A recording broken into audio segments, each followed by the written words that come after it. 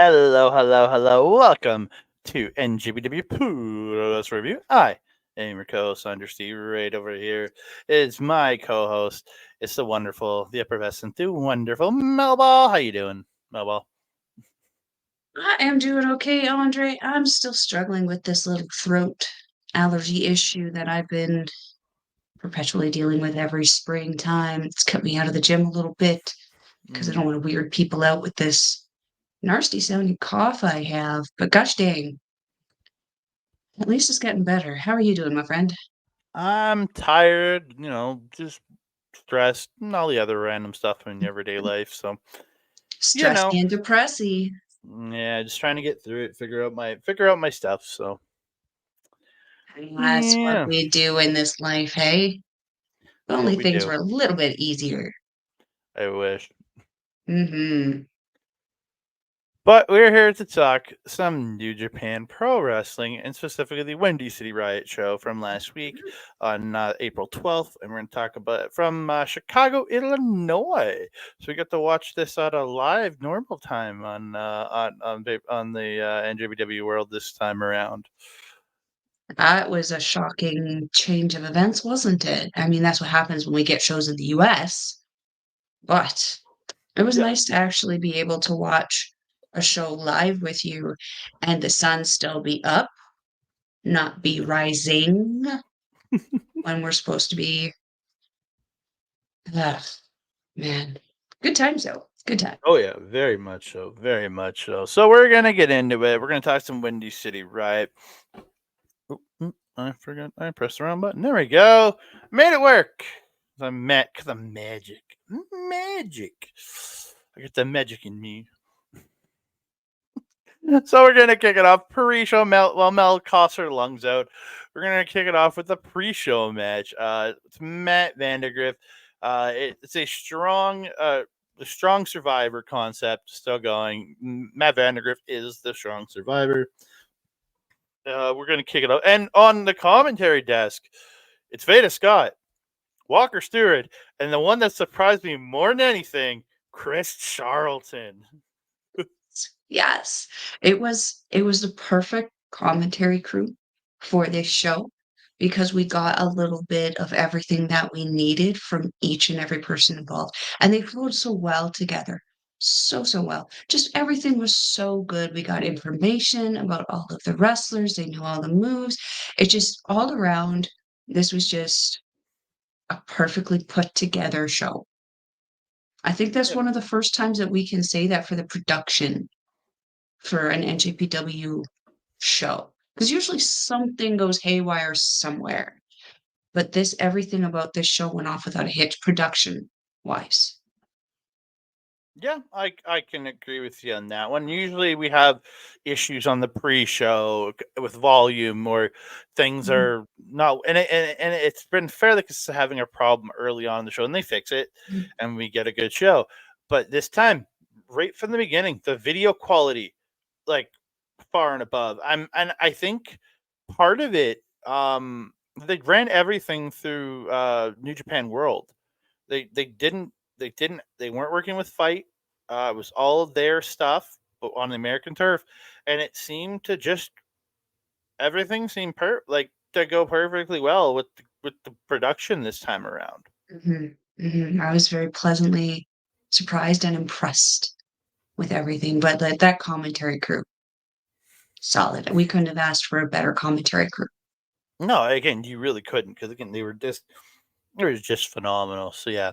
So we kick it off. Yeah, Matt Vandergrift defending his strong survive. It's not a title or anything, but is defending his position as the strong survivor against New Japan Academy graduate. And from what everything they were saying, a person that is he joined New Japan Academy and they trained him from the beginning, from the way at least the announcers spoke about him.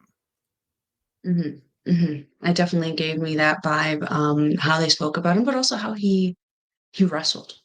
He Mm-hmm. did seem very there's just I don't even know how to explain it, but we see this with WWE Performance Center people also. There's just a particular styling and way that these graduates wrestle that you can tell if they've come in with something beforehand or if they are like an original trainee. This was where they learned all of their original stuff. Yeah, take us into it, man, because this match was fun. Yeah, it really was. We're kicking it off. Yeah. Matt, again, I don't have a lot of notes for this because it wasn't very long either. That's the other half of the strong survivors seem to be pretty quick. Matt does this great spot where he's on his knees and he hops up from his knees into a drop kick that just looks the athleticism for him to jump up from his knees and up to literally Zayn's chest height. This man is not a short person, and kick him in the chest was absolutely impressive. Matt hits a beautiful running shooting star press for 2. Zayn catches Matt coming off the top, hits a very nice looking fall away slam. I wrote a running hop over cutter by Zayn. Oh yeah, where he jumped over top of Vandegrift and then hit him with a cutter down. Look, yeah, that look again. The guy has some. He's got some athleticism and some skill, but his look is something to be desired. We'll say that. Matt does this that in the corner, and he'll do that rollback and like up kick somebody. Looked really good. Up kicks Zayn off the apron.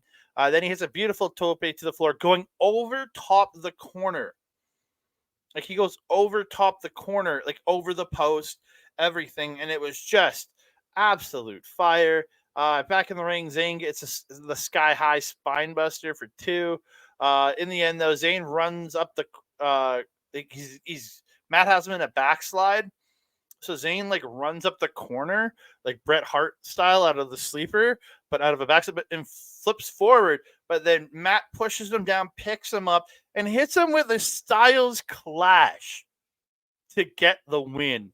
Again, and we're used to seeing him like Zayn finish everything with a 450. I'm glad we're seeing something different from Matt Vandergrift because he keeps evolving and he's doing great and he's got the beard again. So that's what it just helps with his not make him not have a baby face. Yeah, yeah. The beard, I don't know what it is with him. It adds a level of fun to him. Seeing him without a beard, it does age him in a weird way. He his very much reminds me a little bit of Yoda Tsuji in that he has a very oddly unique skill set that makes him equal parts exciting and interesting to watch. That yeah, that that back kick that you were talking about, I called it a rolling mule kick because I didn't know what else to call it. It just looks so cool, and just the way he can just whip into it just very suddenly. It's almost like an out of nowhere moment for him. Did you hear what Veda said that his nickname is? No. The Aerial Alchemist? Oh yeah, I remember hearing that. You're right. Yes. Yeah, I like that. I dig that because it's something new, something different. We haven't like we saw the steampunk stuff for quite some time, trendy. I would say like maybe 3 or 4 years ago. It kind of has fallen out of Yeah. trendiness in lieu of TikTok and whatnot. But I like to see it starting to come back with Vandergrift because he wears those cool goggles. He's got that cool jacket. He's got an interesting theme song, that interesting look. He does have that almost like crazy cupcakes kind of style in the you know what I'm talking about, right? Because it's like it's not quite goofy, but it's not quite lunatic level. It's like that fun level of cuckoo for Cocoa Puffs kind of thing. Yeah, I obviously a very big fan of Vandergrift here. ZJ was actually I really enjoyed his work. He kept up with Vandergrift very, very well. You couldn't really tell for me that these were graduates. It Mm. just seemed like a very solid, independent indie match, something Yeah. that we would see, in RCW or LPW or Top Talent. It felt like a really good, solid match. His look, though, I do have to agree, not my favorite. He made me Um, think of like he makes me think of and this isn't it's a no judgment, but it makes me think of those shitty white rappers. right from the late 90s, early 2000s, with the Or cornrows and the baggy pants. or rich kids playing gangster sound of thing where they put cornrows in their hair and they're like, but Yeah, and they're from tinfoil in their teeth. yeah, but again, tinfoil. But again, just the look felt that way, and kind of the way he was like he played. I don't know in his Yeah. post match interview a little bit too. But I think he'll refine his look. He'll refine his style. Again, it's nothing set in You stone. know, I, I I'm not gonna lie, I kind of hope he doesn't. Because how interesting would it be? Because like those guys in my high school were the guys that we love to hate. How fun would it be for him to be that like almost like slim shady from the 90s, like hateable rapper kind of guy? He could really turn that into a fun heel character, I think. Something very easy to hate. I think he could run with it. I think it would be really good, actually. Yeah, again, that could be a great thing for him too. Again, we'll Yeah. see we'll see where we go with this guy. Yeah, yeah. Yeah, so we're gonna move on. Second match on the pre-show. Mina Shirakawa on a pre-show. That is just seems wrong to me, but Very shameful, yes. yeah. It is Mina Shirakawa and Viva Van versus former Rev Pro Wrestling British Women's Champion Alex Windsor and former Strong Women's Champion challenger Trisha Dora. Veda saying that Alex had a 769-day title reign as the Rev Pro Women's British Undisputed Champion, a Women's Champion there. So again, she just lost it like a month ago, or she lost it like just like 3 or 4 months ago, just in December to Danny Luna. So again, like really 769 days. That's an insane run. Very, very, very impressive. Yeah, and so yeah, we're getting a good match here. Aviva Van applying for her membership in Empress Nexus Venus here, dancing alongside Mina. It's her own dance, but again, better than Waka, that's for sure. Poor Waka, like, we love her so much, so much. She's the, like, the crowd sweetheart, to be But she fair. doesn't have dancing skills. But, yeah, gosh, diggity dang, can she if she don't have rhythm. That poor girl, she could do the walk weapons like nobody's business, but man, that dance is Yeah, hard for her. I really think we might have to see Viva Van be brought into EXP. I think that should be a good addition. I agree. I mean, and like that little cool little flip over bendy thing that she did with the entrance in correlation with Mina, Mhm, I agree. Like her look is very, beautiful and elegant, but at the same time badass, which is exactly what Mina and Micah go for. mhm. She's got that ability to dance, which would be like great to have with Mina. I'm sure Mina would love to have a partner regularly. I think Xena. I've seen Xena dance in the past, but she's not like regularly does it. I've seen her do it a couple times, but Yeah, like she's if not her and regular. Mina are tagging, she'll come out and do it. But like if it's like a Yeah, three-person or more kind of she thing, just she rolls out doesn't with do everybody it. else. Yeah, Yeah, and if she's yeah. on her own, obviously she just comes out as well. So yeah, I'd love to see that because maybe it'll get Xena to dance a little more because Xena's actually pretty good at it too. There we go. So yeah, really good match here. Mina dodges a lariat and she starts doing a pose, and then Trish just attacks her. I'm just like, okay, great. I actually thought it was quite funny here. Mina does come with that around the world. She comes back with that around the world Russian leg sweep there, but she does, and starts working over the leg again. Really fun match here. Mina working over the figure, getting the figure four on, but Windsor just comes in and straight up just kicks Mina in the face. Like, yeah, kind of mean like too. I was like, ooh, that's not nice. That's not nice at all. That's Um, that strong style though, that UK strong style meeting the Japanese strong style. and then Windsor in the door hit this really nice big boot Russian leg sweep combo. I was like, ooh, they got tag moves. I like this. Again, Trish Jordan I'm used to from like ROH and some other stuff with the infantry and everything. So like again, she's really really good. Windsor just the strikes this girl has on her are crazy. She goes for a figure four on Mina. Mina's like, "You're not getting a figure four on me, lady." It was actually, it was just like, no, no, just not happening. Mina ends up getting that spin over the back splash off of over Trishora's back, landing on Alex Windsor. Um, yeah, really good throughout. Viva hits a nice wheel kick to Windsor after flipping off her back. Windsor blindsides Viva Van and gets the Scorpion Deathlock. But Mina kick comes in and kicks her really quite hard to break it up. I think it was a receipt for getting kicked in the face. Yeah, absolutely. That was a really hard kick. Yeah, Mina and Viva double team her, and they do the dual hip attacks to the head of Alex Windsor. I was like, yeah, get some Waka weapons. Waka weapons going on. A double Uh, waka weapon. yeah. Again, it's those Club Venus hip attacks. Like Mina and Waka did it. Mina and May would do it again. It just seems like a Club Venus weapon there. Yeah, Windsor strikes Viva on the something.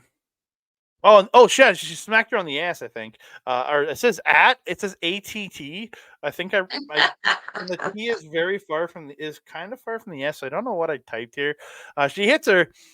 Mina makes a save, hits that implant DDT. Viva hits a slingshot double underhook suplex, but Trish pushes Mina into the pinfall that Viva was getting on Windsor. Windsor slips off the shoulders of Viva, picks her up, goes Chicago here, hitting a GTS for the win. Yes. This is a very fun match. You can endear yourself to a crowd when you're hitting the hometown heroes finisher there. You know what? But the crowd was pretty lit at this event. They did not react as negatively to this one as they did to Kenta's Yeah, which I later. don't understand. It's like be Oh, very careful when you're booing Kenta with the GTS because he's the man who invented who popularized the move. That's the man who CM Punk stole it from. yeah, you don't boo the OG. It made sense to me that they were booing um You boo Perry. him for the That's the fact. one. Well, you're booing Kenta because he's a heel, so you're booing him for a heel in the match. But you should be popping for a GTS when the originator does it. 100%, 100%. We can forgive the absent-mindedness of the Chicagoans in that one. This match though. Um, so the one thing I wanted to mention is there was a point at the start there where Mina was really working her assets. She was doing a lot of shaking, which doesn't get as much of a reaction in Japan as it did in the US. Obviously, the American crowd's a little bit more rambunctious, a little bit more rowdy. So they certainly appreciated a lot more. Mina did it a lot more as a result, which I was not complaining about. Um, where's the next point? What I really go back to the look of Viva. Her makeup was a perfect little accent to Mina Shirakawa because even though her outfit was just black and like silver, she had that accent of purple, blue, and pink eyeshadow, which complemented Mina's outfit perfectly, which I loved. It's a nice little homage to them working together, or maybe it wasn't, but it still looked great on her. Again, that little entrance flip that she did, I've never, I had never seen her do that before because this was kind of like the first time I've seen her entrance when I've seen a match of hers. Usually I just kind of see clips from the middle of the match.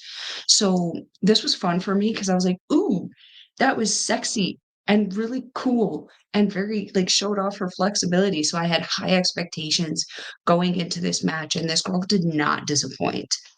Um, you mentioned the double walker weapon. Um, the one thing that I could mention that you didn't was the I don't know what this move is called, but it impacts the jaw. It's when they're holding on to the opponent's hand and they just fall down, and them falling down pulls the opponent's face into your foot. Oh, eat defeat. Is that what it's called? Yeah. Gail Kim, I want to say.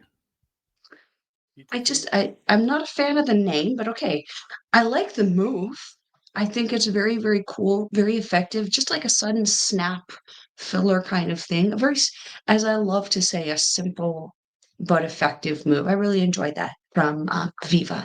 Otherwise, super solid match. All four of these women, super, super impressive.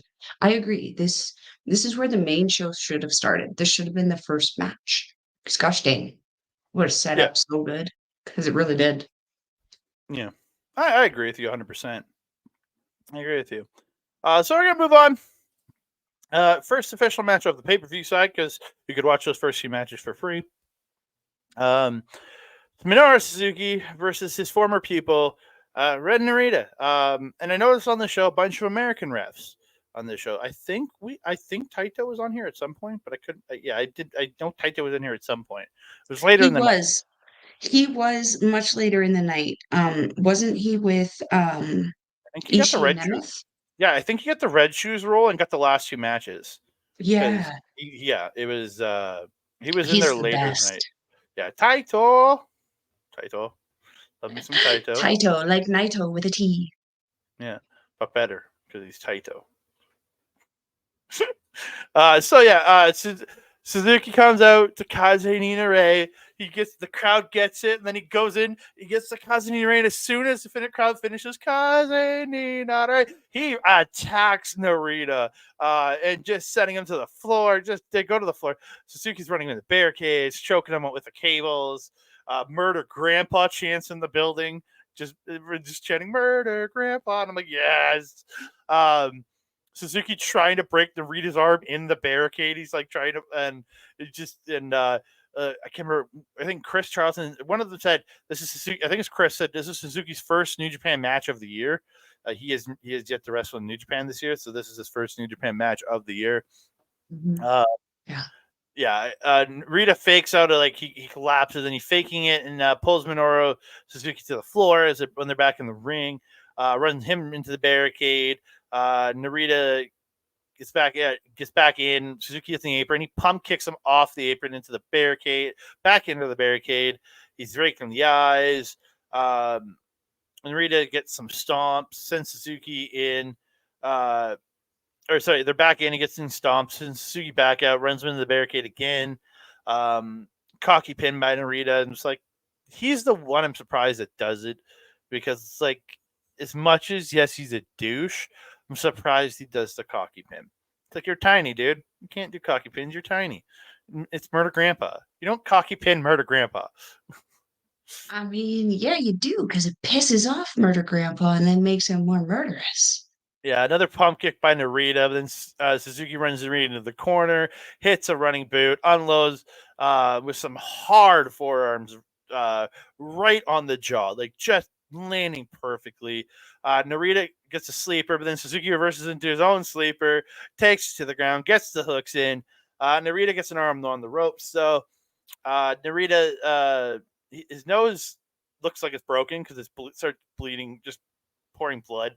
Not pouring blood, but it started bleeding. Suzuki starts bullying the ref, and then Narita gets a guillotine. He gets that guillotine knee strike that he has, or a guillotine knee strike stomp. It's like that. It's like that he hits it, and then he drives the person into the ground with it. And Narita gets a chair, puts it in the corner. Suzuki with another sleeper, but gets pushed into the corner, but avoids the chair. This is where Suzuki grabs the chair, but the ref takes the chair from Suzuki, and as he's getting rid of it, his back is turned. Narita hits him with the push-up bar. Hits Sold Out, or the X Factor, for the win. Suzuki's on the outside. He's pissed. He's trying to attack Narita, but he gets held back. And then he tosses this dude. And I swear it was like the Christopher Walker going, "No, not Brendan Taylor." And it's just, as he's tossing this dude, this lion on the outside. So obviously that young lion's name is Brendan Taylor. And we salute you, Mr. Taylor. Oh, May we keep your memory. Because Sacrifice to the murder grandpa. did you see the look on the face of the young lion who didn't get yeeted? Oh, he was scared. He was so He scared. he was baby Brent in Cloudy with a Chance of Meatballs. He was wishing he was wearing a diaper. My goodness, that ooh, the look on his face was just terror. Yeah, I don't have a whole lot to add to this. I mentioned the same things. Suzuki pissed at the beginning of this match, going right for Narita. What I liked about this, or what I've liked about this journey for Narita, I'll say, is that since joining House of Torture, he has had this just charisma and personality that he was lacking, unfortunately, under the tutelage of Minoru Suzuki. And I hate to say it because Narita has done so well, but I feel like being teamed with Minoru Suzuki in that time was probably a detriment to Narita because who's more popular than Minoru Suzuki? Like he was in a group with El Desperado and Ren Narita, and that was the hierarchy of popularity. You know, Ren Narita just came back from excursion, but he was certainly the least important person in that faction. This was, I feel, Narita's full coming out of being a face and embracing his House of Torture continuation in this business. And I feel he did so good. Suzuki brought out such a good aspect of him. I mean, look at him exiting afterwards with his bloody nose, and he's just stumbling out of there, laughing and cackling. That was an aspect that we hadn't seen before. We saw another evolution. I'm looking forward to it. I'm just hoping that Jack Perry doesn't come in and yank that as well. It's very possible. It's very possible. Again, I know for the American side they were setting up the Perry Uno match, but then Perry ends up in New Japan, kind of taking Narita's spot in the feud with Umino. If it was just an American feud, I would have understood it, but he totally took over the feud in Japan too. So Yeah, he straight out yoinked Ren Narita's future in NJPW. So now it's like Narita is having to restart it. But I'm gonna say, if he's going with this, like, again, cuckoo for cuckoo puffs kind of crazy kind of thing that we're seeing in the House of Torture, I'm all for it because that means it'll take Jack Perry there too a little bit. And who we need that for him.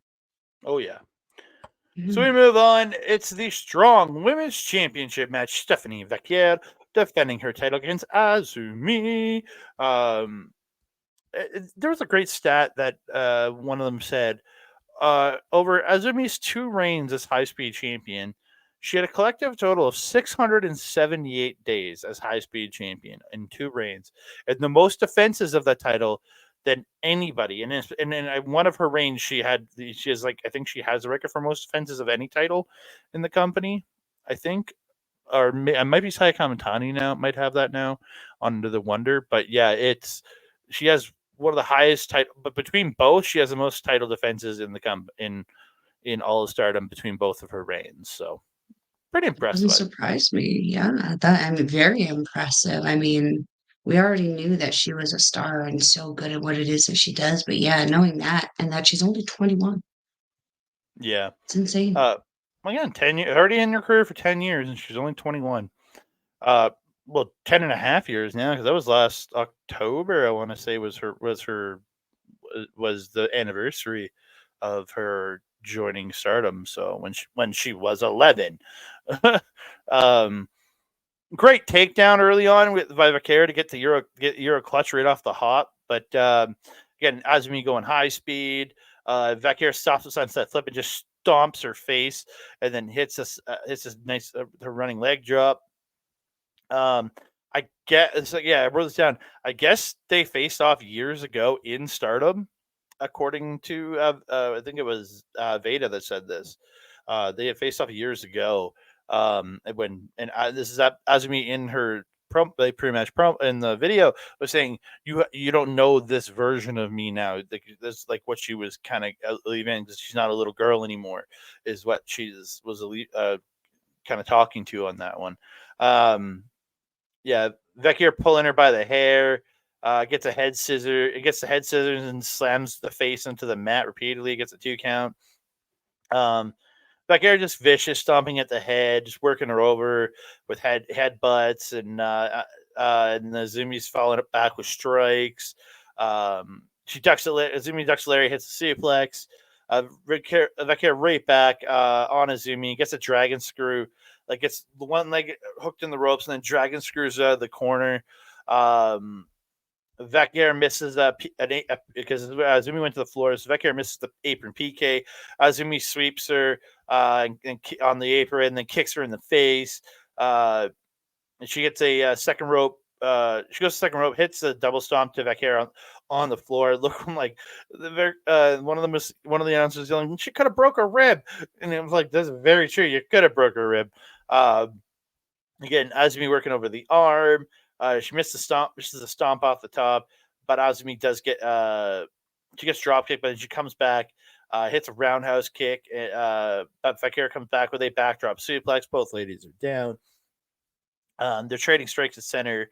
Vaquer pulls an armbar, but Azumi gets into a pin positioning, and Vaquer transitions to the bulldog choke, the John Moxley special. But Azumi gets her foot on the ropes. Vaquer with the suplex, and they're going back and forth a lot here. Azumi eventually gets to the top and hits that double stomp, but Vaquer kicks out at like 2.9. Azumi gets Azumi Sushi, gets La Mystica, and then turning it into Azumi Sushi. But again, Vaquer getting out the 2.9. Vaquer hitting headbutts in the corner, then dropping Azumi in the corner, hits the double knees to the face. Azumi gets out of the package backbreaker, tries La Mystica again, but is caught, put back into, and hit with the package backbreaker. And Stephanie Vaquer retains the Strong Women's Championship. And getting in the face of Azumi after the match, she's like getting in her face after she won with the title, holding up the title. It's like, oh, great. Yeah. I'm very much enjoying this because you know how much I love that very clear definition of heel and face.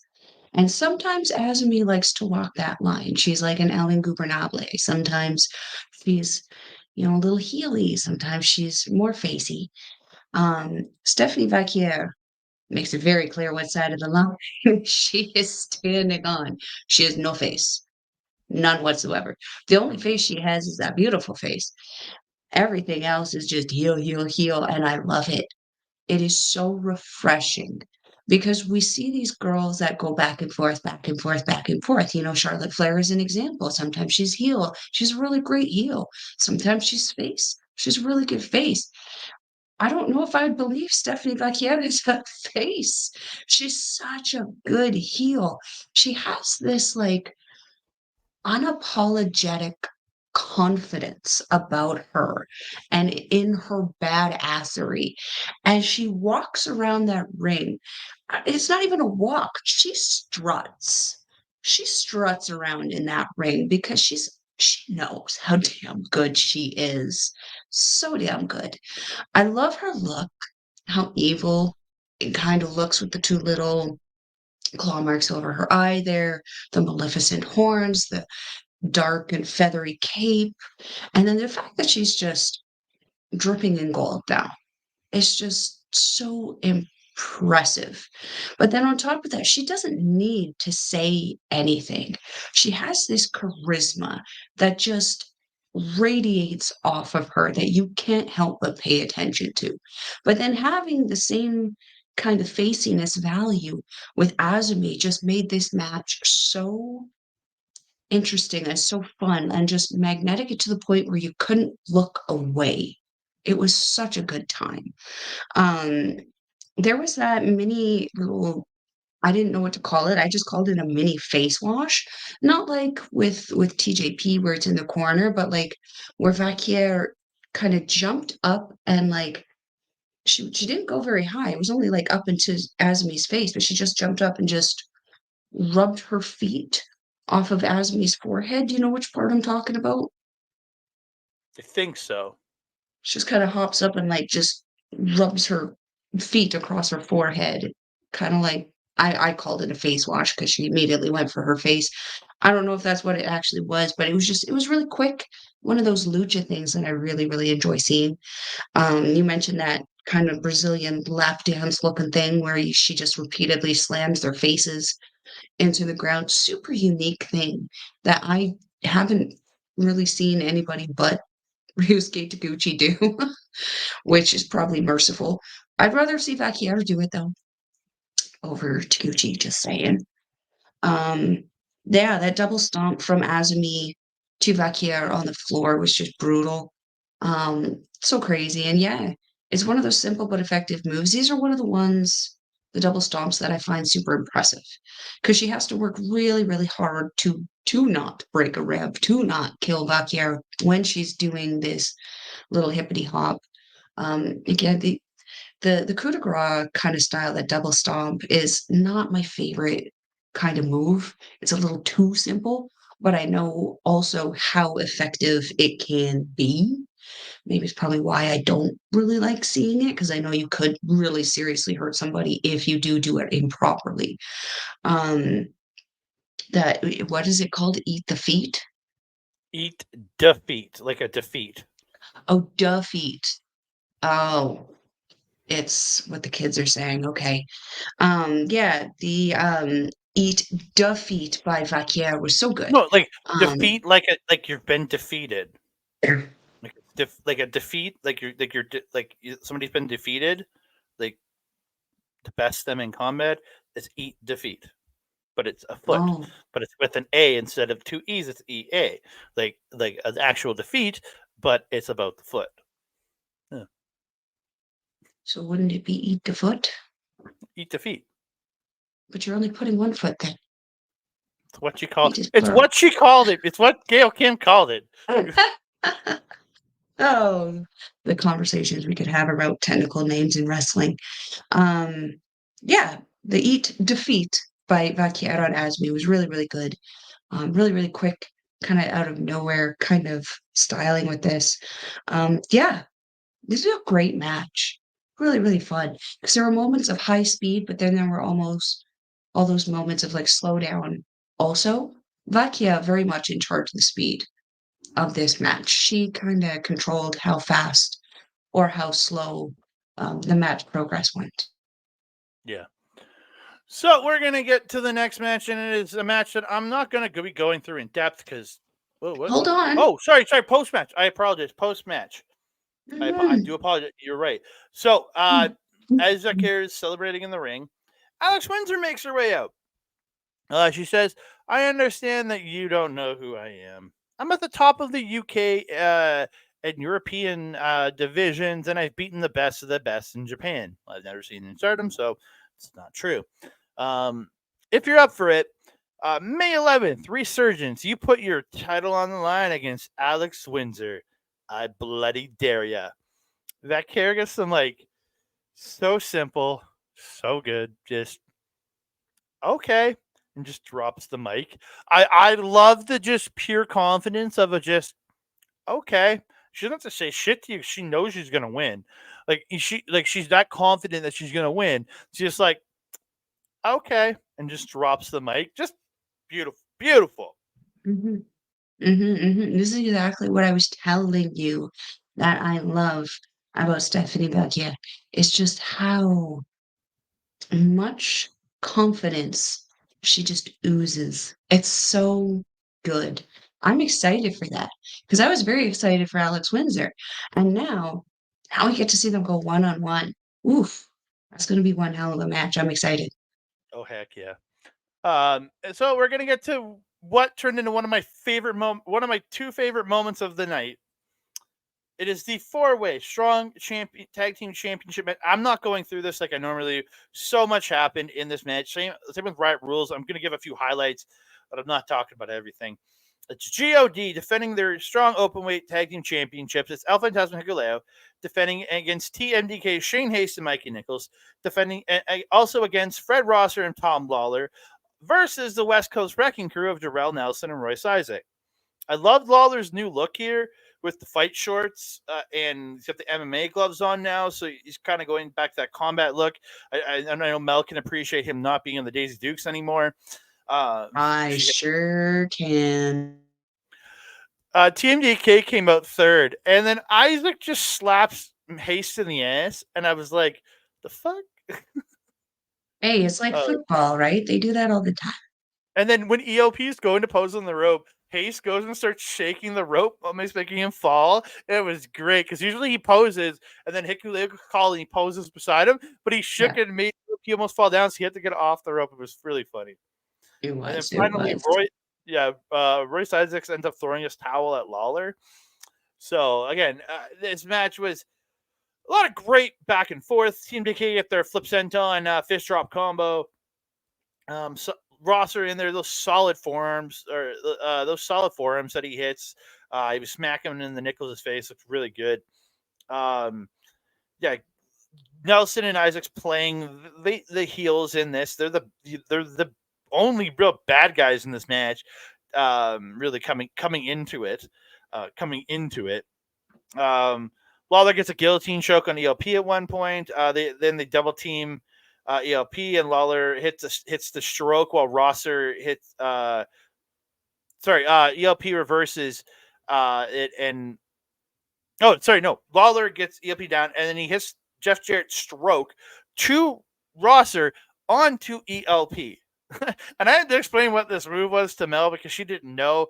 And I said, "Oh yeah, that's Jeff Jarrett's old finish, the stroke." And she was Yeah, like, I had "Oh no idea. yeah." Yeah, just a lot of chaos. Everybody tag, and this is one where there's only two guys in the ring at a time, and so everybody's tagging in, so you can not be the legal man. But there was really no like at the end of it, kind of used a legal man at the end, but it was really weird. Lots of crazy back and forth. Hikuleo gets a choke slam at one point. Again, everybody's just doing crazy shit. And it's going to the last couple spots of the match. Lawler and Ross are attacking Team DK. They get submissions, but Hikuleo lariats them all to the ground, and he godsends Rosser and Lawler. Stinger splash and then a power slam to Jarrell Nelson by Hikuleo. ELP gets pulled out. Nelson hits a cutter to Hikuleo. Isaac sends him to the floor. West Coast Wrecking Crew are double teaming ELP. Hit the power bomb into the Death Valley driver onto the knees. But the pin gets broken up by Lawler. And this is where West Coast Wrecking Crew really get pissed off at Lawler because he essentially just like their leader and costing them the tag titles, and they are pissed. Rosser comes in, and then West Coast Wrecking Crew and Lawler and Rosser just face off. They're brawling.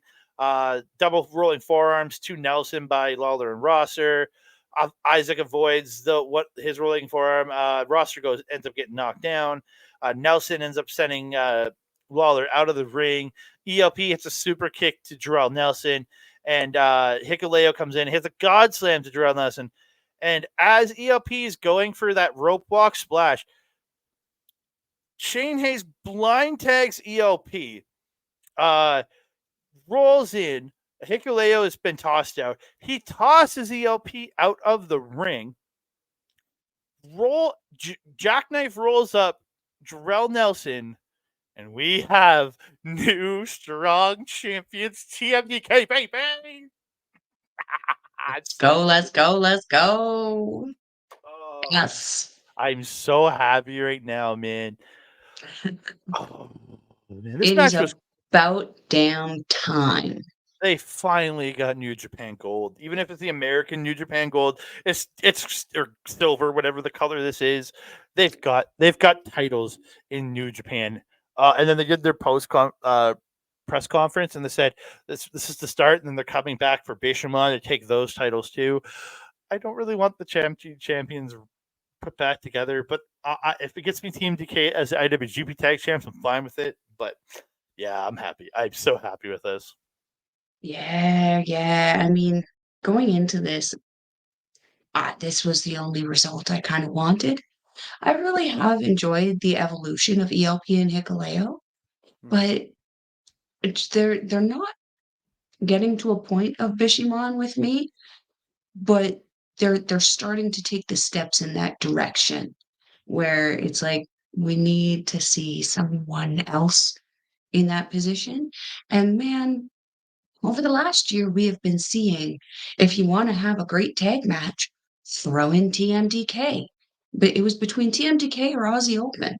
It's like you Mhm. could really take your pick on you're going to get a great match because these guys showcase their opponents as much as they showcase themselves. They know how to work so well. Great win for them. So happy. The second story happening in this though was we're gonna say devil what's that word? Dissolving. Yeah, Devol the devolution? dissolution, the dissolution. Dissolution. There we go. Took me a second Of too, don't worry. of Team Filthy.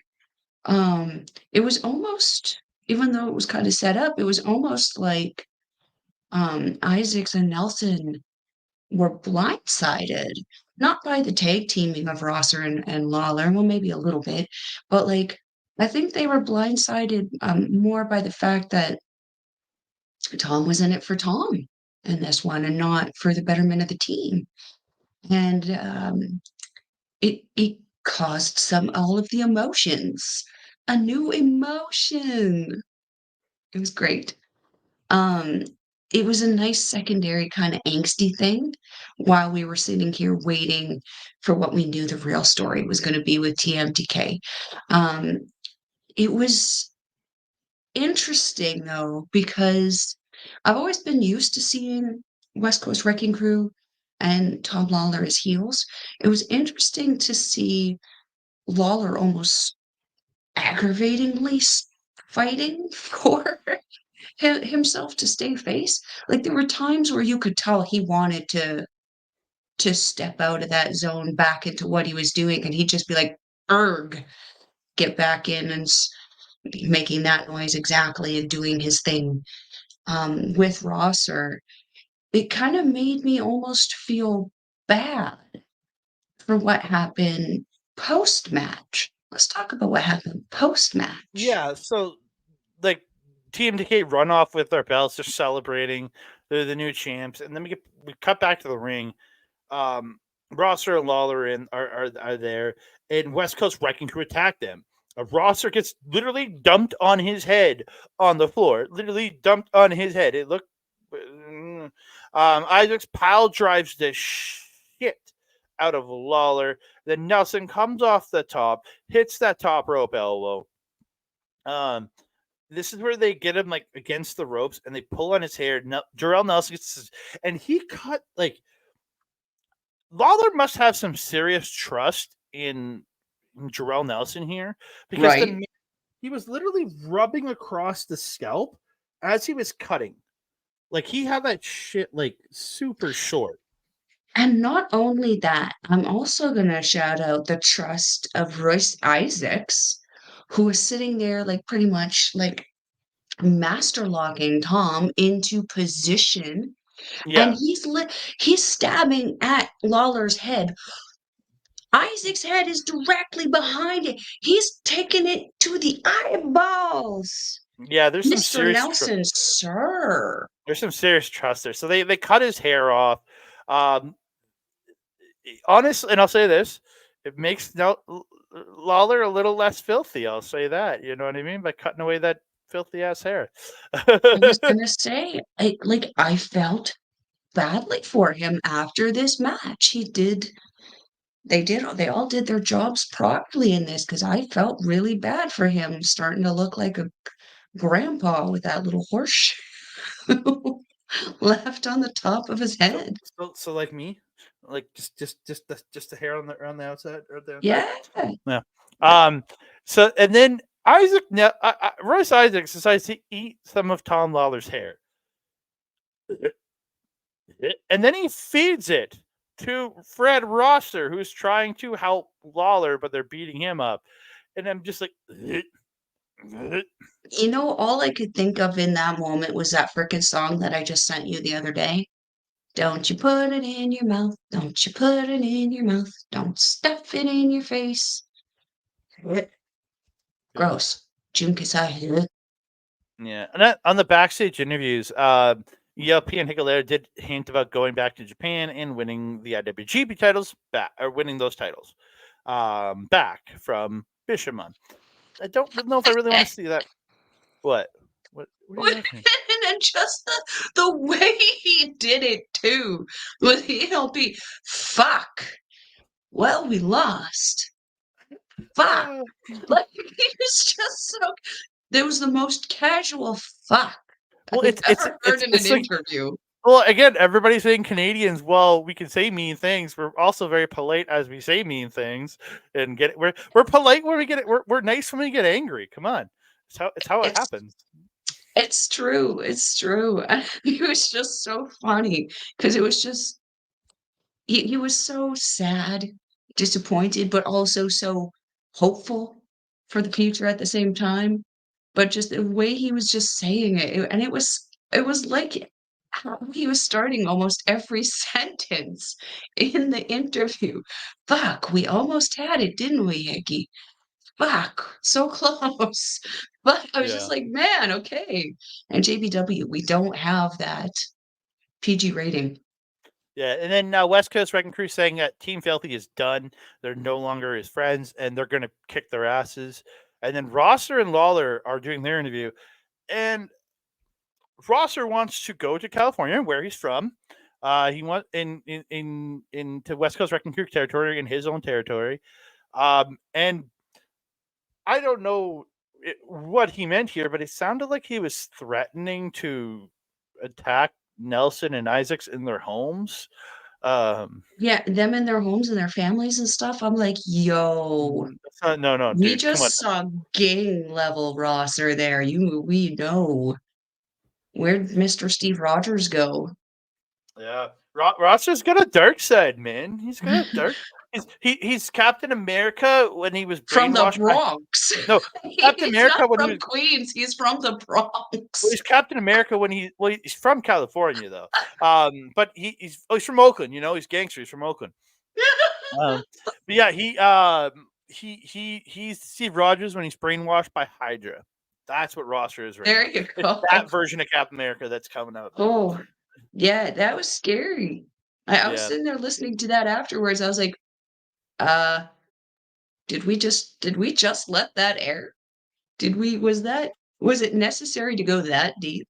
I don't know that it was. yeah. So we move on to the match. Probably had the most heat on the entire night. It's Shota Umino versus Jack Perry.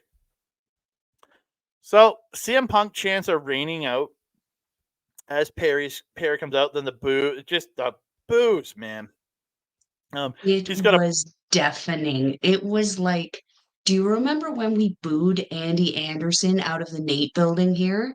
Mhm. It was It's that level loud. but with like 6,000 plus people in a Yeah, setup for I think like 6,200.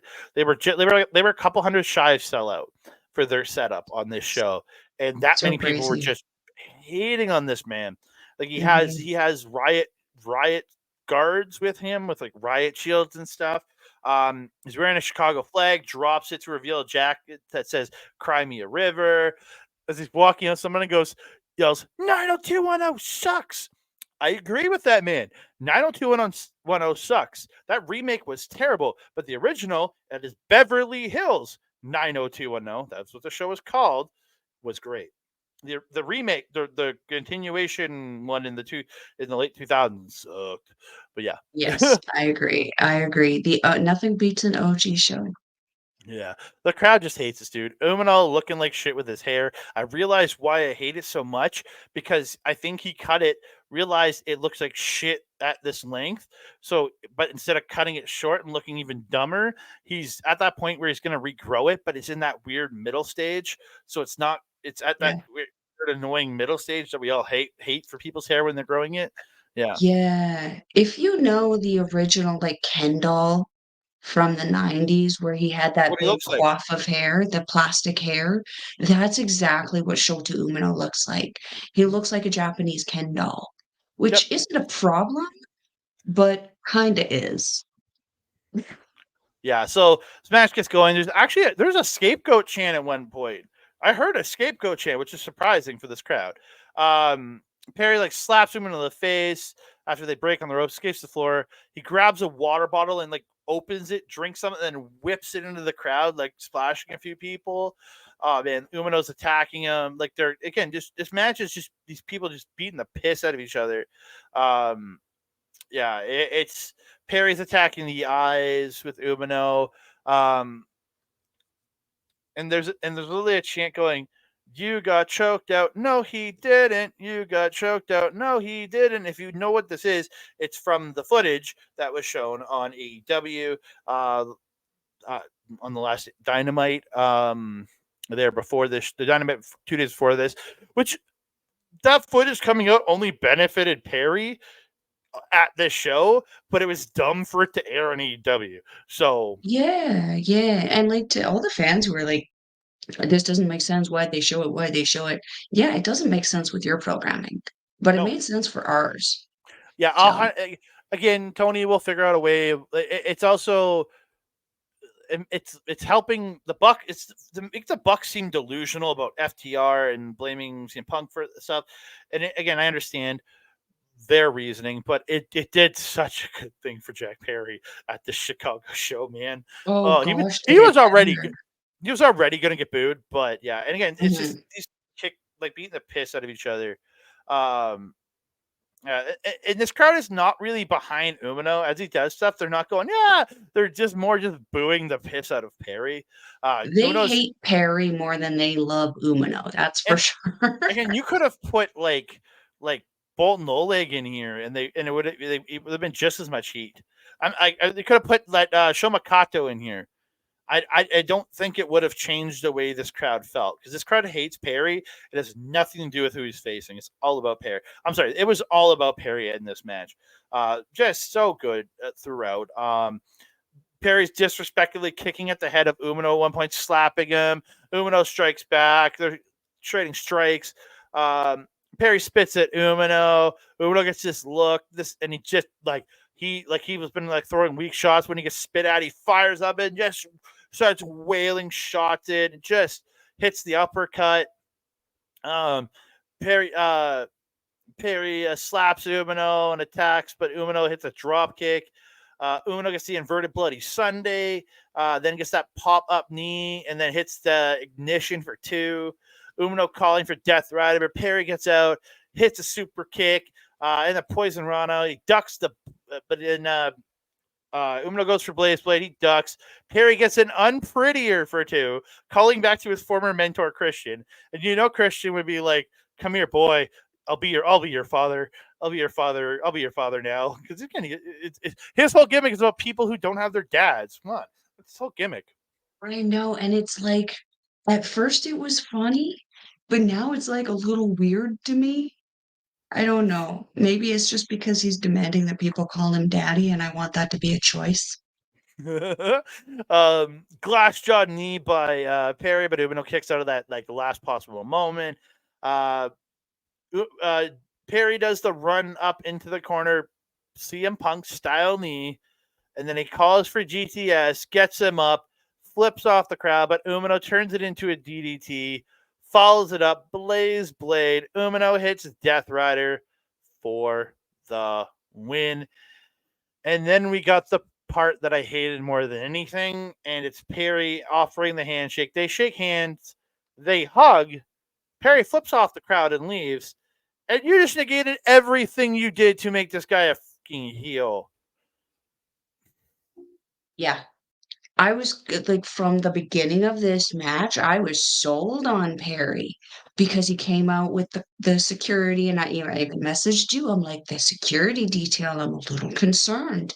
Is that for the crowd, or is that because there's some House of Torture people dressed up in there? They're going to be a problem. No problem, which was surprising. Because I definitely expected with Ren Narita being in the building and having originally been the person supposed to be feuding with Shota, that he would show up to support his buddy. I guess we can see how fickle the connections with House of Torture truly are. I'll say this, I was very happy that Perry showed up without his stupid goat head, because that thing is stupid. Every time I see it, all I think about is the witch. It's not even like associated with Jack Perry. It's just associated with some psychological thriller. No, that's weird. Um, yeah, this match. So there was a lot of points in the beginning where it was very obvious to me that Jack Perry did his homework, studied Shota Umino. He had a lot of answers, a lot of reversals for the things that Shota was throwing at him. Mhm. But what I did not like about this match was all how Perry was playing to the crowd. F the crowd, man. I guess we don't care because I said fuck a lot earlier. Fuck the crowd, man. You are a heel. You're in the heeliest heel faction in NJPW right now.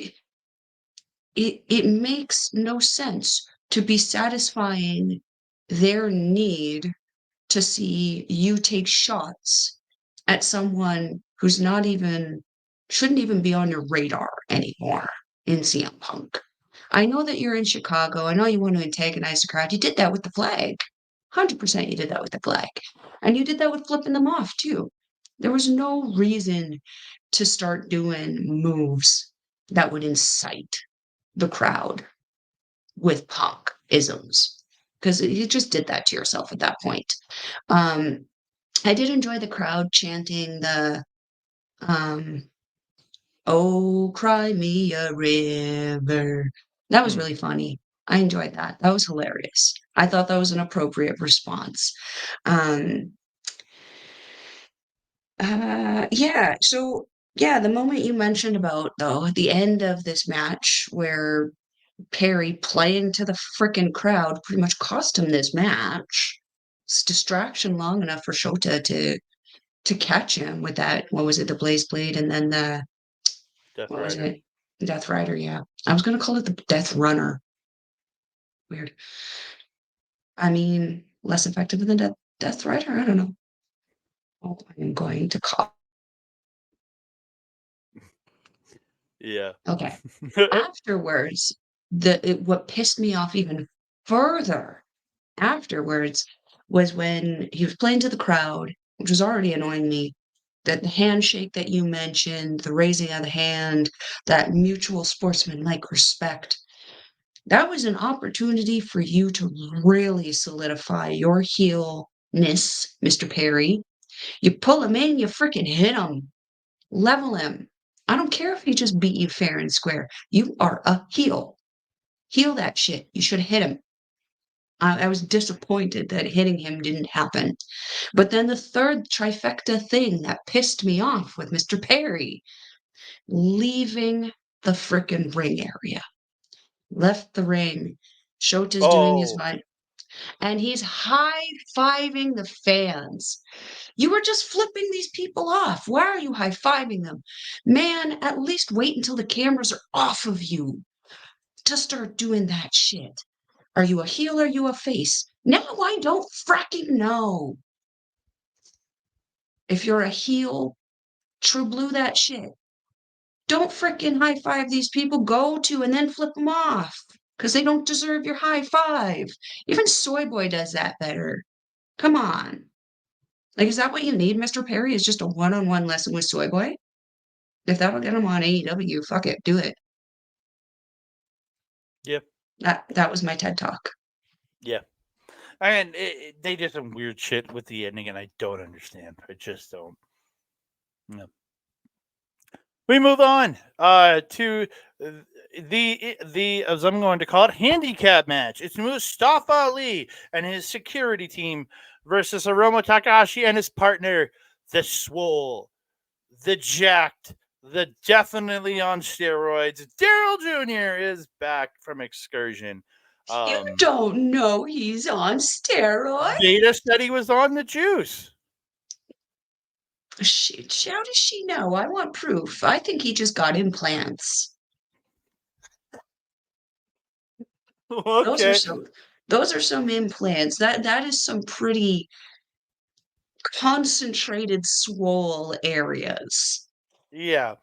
Um, Hiromu, as he's doing his entrance, is trying to mess with Ali's security, but they're just standing there like stone faced. It was great. Um, There were people with Daryl's in the crowd. I did appreciate the Daryl's in the crowd. Did you see the rainbow ones too? Oh, was there a rainbow one? I didn't see that one. There was a couple rainbow ones.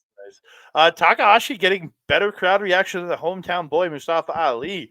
Not surprising though. It's thrown with Takahashi. He's a legend. He's young. He's still young, and he's a legend. Was it Takahashi though getting that extra pop, or was it Swole Daryl?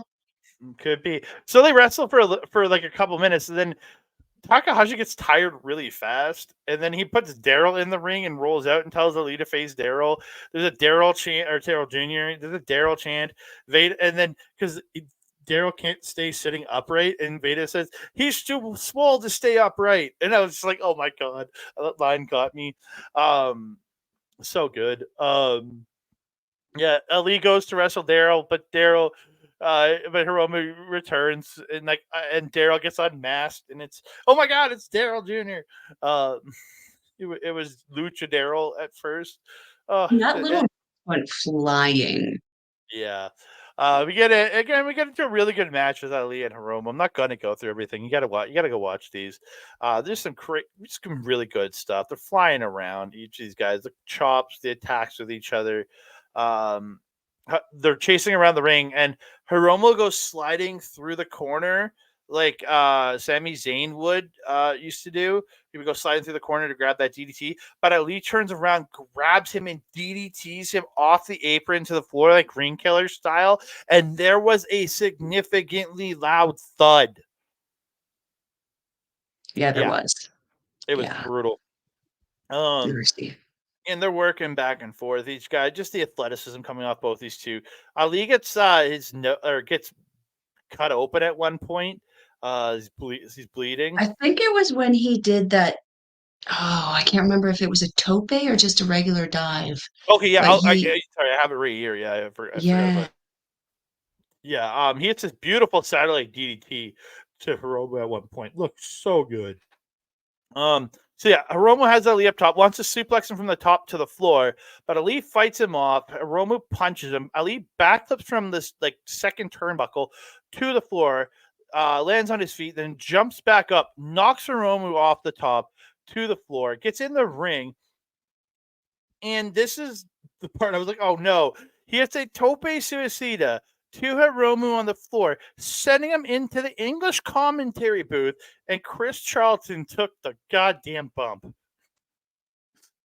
I mean, without Abe there, though, someone needed to go down. I mean, Evil was not in the building, but like, no refs took any major bumps on this show, and an official always has to take a bump at some point. Who better to take one for the team than Mr. Chris Charlton? Well, if Veda wasn't there, Walker probably would have protected Chris, but he obviously tried to protect Veda instead. It's just like, yeah. Gentlemen. Yeah, so they get back in the ring. Hiromu dodges the 450 splash, sends Ali crashing into a corner. Hiromu gets Ali up top, but Ali gets headbutts, sending him off the top. Hiromu runs in. Ali hits a sunset bomb, then sunset bombs him off the top, then backflips from the sunset position, backflips up onto the top rope, hits a 450 splash. Ali gets the win. Incredible match with these two. Like I didn't go through a lot with it, but there were some crazy great spots. Ali offers a handshake after the match. Hiromu points to Daryl Jr. So he ends up Hiromu shakes Daryl Jr.'s hand. It was funny. Ali shakes his hand. Oh, sorry, Ali shakes Daryl's hand after the match. Some big Ali chants after the show. Because again, this is a hometown boy. But again, like absolutely incredibly athletic, great match, and just the Daryl stuff was so funny. Yes, the Daryl definitely added to it. It makes me happy to see Daryl being used again because, like, Hiromu was really good and entertaining on his own, but sometimes when he lacks his LIJ members, he sometimes is a little lacking with a story.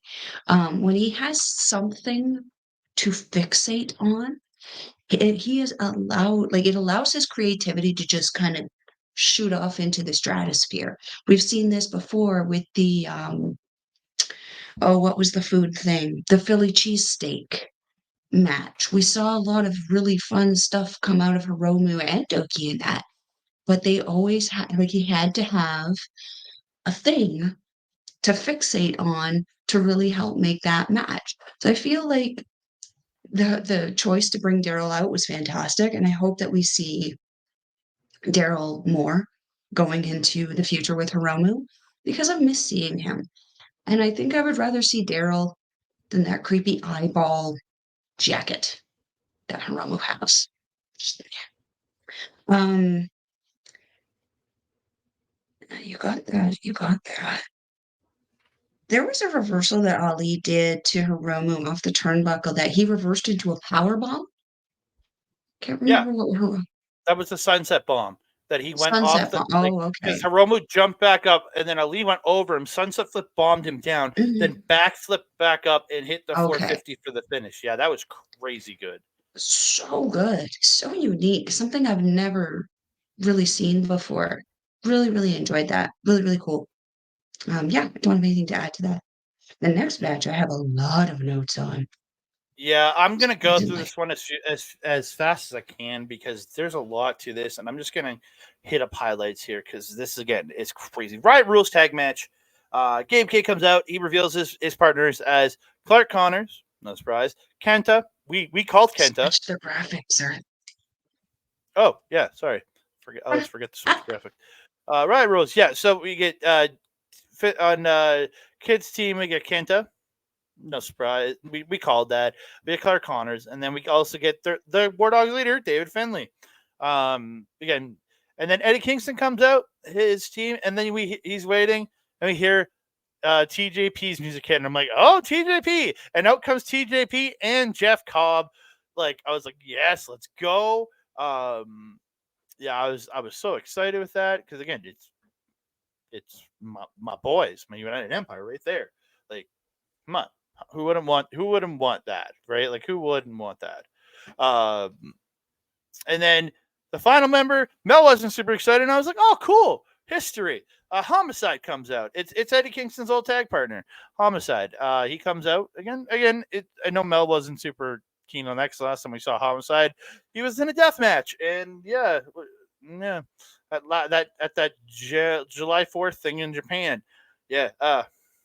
No, but again, he didn't. The only offensive part he did on the entire show was the forking, but yeah. Yeah, which we had, like, I was offended about because that's Drella Maloney's thing. He does the Now, forking now. Homicide had Fork it you. first. Big Things giant of brawl to start. TJP using a barbed wire chair to rake over the head of Connors. He's like raking the barbed wire chair on Connors. Eddie getting speed chops in the corner to Connors. TJP ducks the Shillelagh shot from Finlay, hits him with the blood mist. Yeah, Homicide's brawling with Kidd up into the crowd. TJP attacks Finlay with a kendo, choking him. Then Kenta breaks that up, attacking TJP with the kendo stick. Till Cobb attacks Kenta, breaking him up from attacking TJP. Connors atomic drops Kingston on the guardrail, crouching him. It's like, ooh, that wouldn't feel too good. TJP stands on a skateboard on the back of Kenta, then double stomps the skateboard into his back. Tries to do the same thing to Finlay, but Finlay fights out and gives him a Irish curse backbreaker. Kingston gets a hold of Finlay. He's choking him on the floor with cables. Finlay fighting back, like attacking the eyes and the face of Kingston. Kidd gets the ladder, does that ladder tornado spot, knocking multiple people down until Cobb gets it from behind and Germans the shit out of him with the ladder on his head. Just crazy. Then Connors gets in, tries to spear Cobb, but nothing happens. So Cobb goes to attack him. Connor Ducks gets the speed and hits him with the spear, finally dropping him. This is where TJP hits the blood mist to Connors. Sorry. Connors gets his barbed wire crown and puts it on that he did have during his dog cage match. He did put a barbed wire on his head. And he goes to attack TJP with some headbutts, but TJP blood mists him. And he pulls the crown down around his mouth, and he does the face wash and running boot in the corner. No. Kenta attacking both Kenta attacks both TJP and Homicide when they're in, gets head decision, drop kicks both of them in the corner. He gets the GTS on TJP, and this is where they booed the GTS, but I was just like, I get it. I wasn't mad at it because I understand why they're booing. They're booing because he's attacking TJP. He's the bad guy. Kenta's the bad guy, so they're supposed to boo him. But again, I was surprised they didn't cheer for the GTS, but I understand why they booed. Eddie's just unloading on Finley with a kendo stick, then breaks it over his own head. Eddie Kingston and Gabe Kidd just start going at it, trading chops. Kidd bites Eddie's forehead. He goes to whip him into the table, but Eddie reverses and hits an exploder to Kidd and sending him through the table in the corner. This is where all the War Dogs swarm Eddie, start beating him up, wrap him up in a chain. Homicide gets in, hits a cutter to Kidd. But then Finley stops as he's trying to hit them with a cop killer. The War Dogs are holding Eddie down as Finley and Kidd beat up Homicide, and then Kidd hits the pile driver to Homicide and pins him for the win. And then it continues because Eddie Kingston, they let go of Kingston, and he attacks Kidd. They're brawling. Everybody's brawling after the match. They have to be pulled apart by the security and Young Lions and everything. Eddie's trying to take a ladder and run up the aisle to try to hit somebody with it, but they won't let him. Eddie gets a mic, calls Kidd, "Hey, you twat, you goddamn little bit B word." Try not to swear as much. May 11th, no ropes, last man standing match. And I assume this is for the title. I don't know, but they didn't say for the title, but I'm going to assume the title is on the line in this. I have a feeling. And then Eddie and Kidd try to brawl some more. And this is where he takes the ladder and tries to attack with the ladder, running up the ramp with it, but too many people in between, so they stop. The Young Lion just takes it from him. It was great. I was just like, funny. It was the calmest disarmament I've ever seen from Eddie Kingston. Yeah, I agree with you. Again, great match, but it wasn't my jam. This is where I took a break and ate instead of taking notes while watching this match. I took notes afterwards and I just did highlights because I knew what happened, and I just ate my food while watching it and went, all right, this is chaos, fun chaos. It wasn't too gross. Outside of the forking spot, nothing was gross. Maybe the barbed wire on the mouth, but that's about it. Is it? Yeah, but it wasn't like with Jun Kasai and El Desperado and Moxley and Homicide before, where the barbed wire meant that there was flesh tearing and blood everywhere, because this was actually the one match I expected to see blood in, that I don't feel that we got a lot of legitimate blood. I feel like the only blood looking thing was TJP's mist. So yeah, couple funny things I wanted to add to this. I'll just go through the list of the notes I had here. There was one point at the beginning there where Eddie Kingston had that aluminum garbage can and he just started pounding his own head to the point where he started getting dizzy and delirious. And I was like, I was kind of stupid, wasn't it? TJP and Finley, when they finally locked up together, holy hell, did they beat the hell out of each other, and it was great to see. It was like, this was almost like a tamer version of that cage match between United Empire and Bullet Club. Surprisingly tamer version considering the people involved. There was one point where you had mentioned they had gone over the barricades, they were in the crowd. I don't know if you noticed, there was one point where Clark Connors almost got into a shoving match with a fan. So right after he crotched Kingston, right? Yeah. Yeah. You texted me that, and then I was like, and so when I was watching back, I made sure to watch for that. Yeah. Yeah, you noted that, so I was like, I'm not going to talk about that. Yeah, I mean, it's what I like to see with the heels, though, because Mr. Perry, that's what you do when you're a heel. You don't high five these idiots. You fucking get in their faces. Let's see here. Yeah, the surfboard. Okay, the surfboard spot was hilarious to me because it was just some great camera work. Because on top of having TJP on a skateboard surfing on Kenta's back in the ring, they suddenly pulled out to a wide shot. And the wide shot, you could see everybody who was on the outside of the ring from like the hips down kind of thing. So as TJP is surfboarding on Kenta, enter Eddie Kingston stage right, randomly on the outside, with a full-on stop sign, and he finds Clark Connors and just bonk, and then it goes back to the close shot of Well, no, TJP back on the the problem is surfboard. they cut to something, and then they cut back just after one of them yelled, "He double stomped the skateboard." They missed him actually stomping the Yeah, skateboard in the back. I'm like, what the?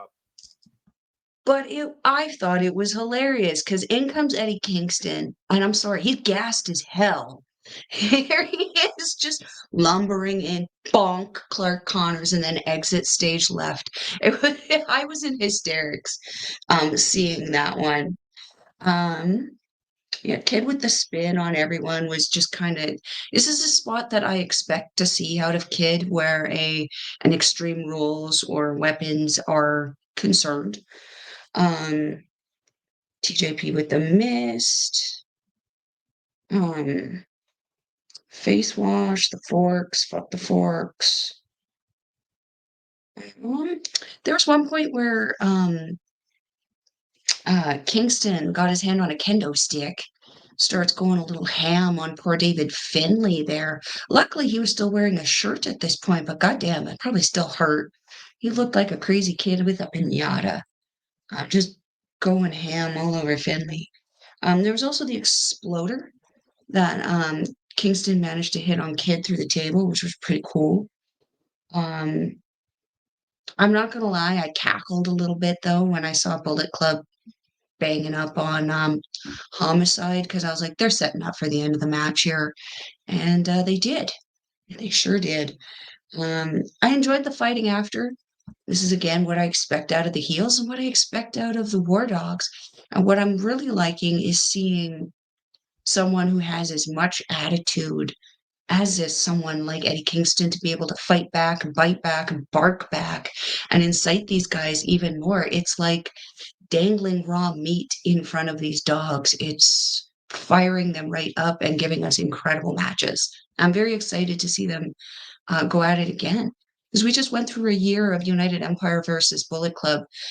I'm excited that they're continuing something with Bullet Club in somebody else. 100%. And I think Kid, I have a feeling Kid gets the title in May, and you see him like there's like he's like, and I could see it. Maybe eventually he takes out Finley, and it's like I'm the leader now. If he's got a title and Finley doesn't, like, no, You know what I hear when I hear that though is that typical movie trope of, oh, I'm ready. I could take it. I could do it. I can take it. You ain't ready. You can't take it. It's a syndrome thing. Back might to the maybe Incredibles. syndrome. I get you now. So, Again, we're going into it.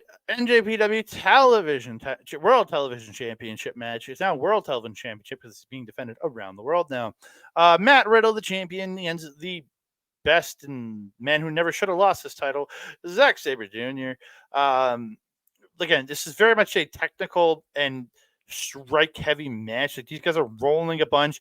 You got a former MMA fighter who is very technically adept in wrestling and jiu-jitsu in Matt Riddle, and Zack Sabre Jr., one of the best technical professional wrestlers in the world.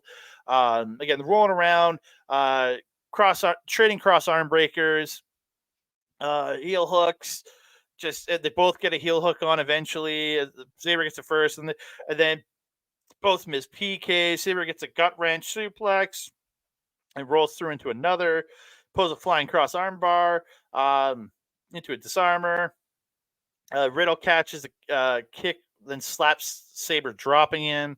Riddle getting like the yes style kick. Sabre getting hold of the feet, and he starts snapping the toes because Riddle doesn't wear boots. Like, dude, wear boots. You won't get your toes snapped.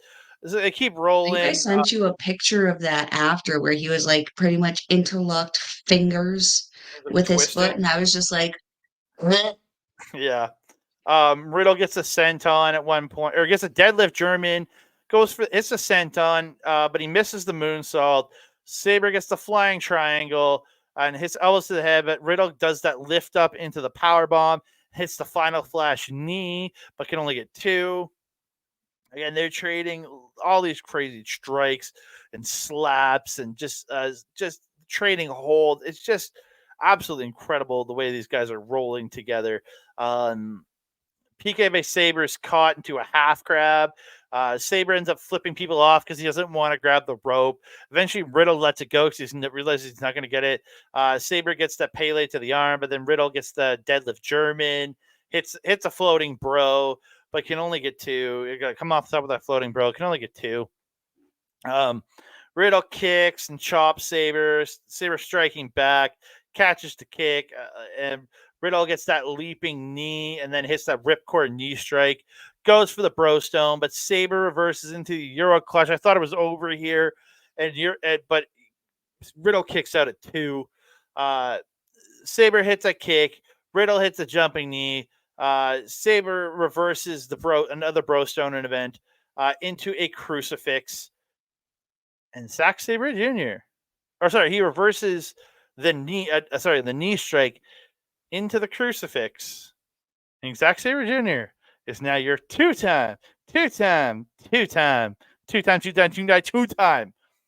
NJPW World Television Champion. And I was so happy because TMDK is now dripping in silver and dinner trays.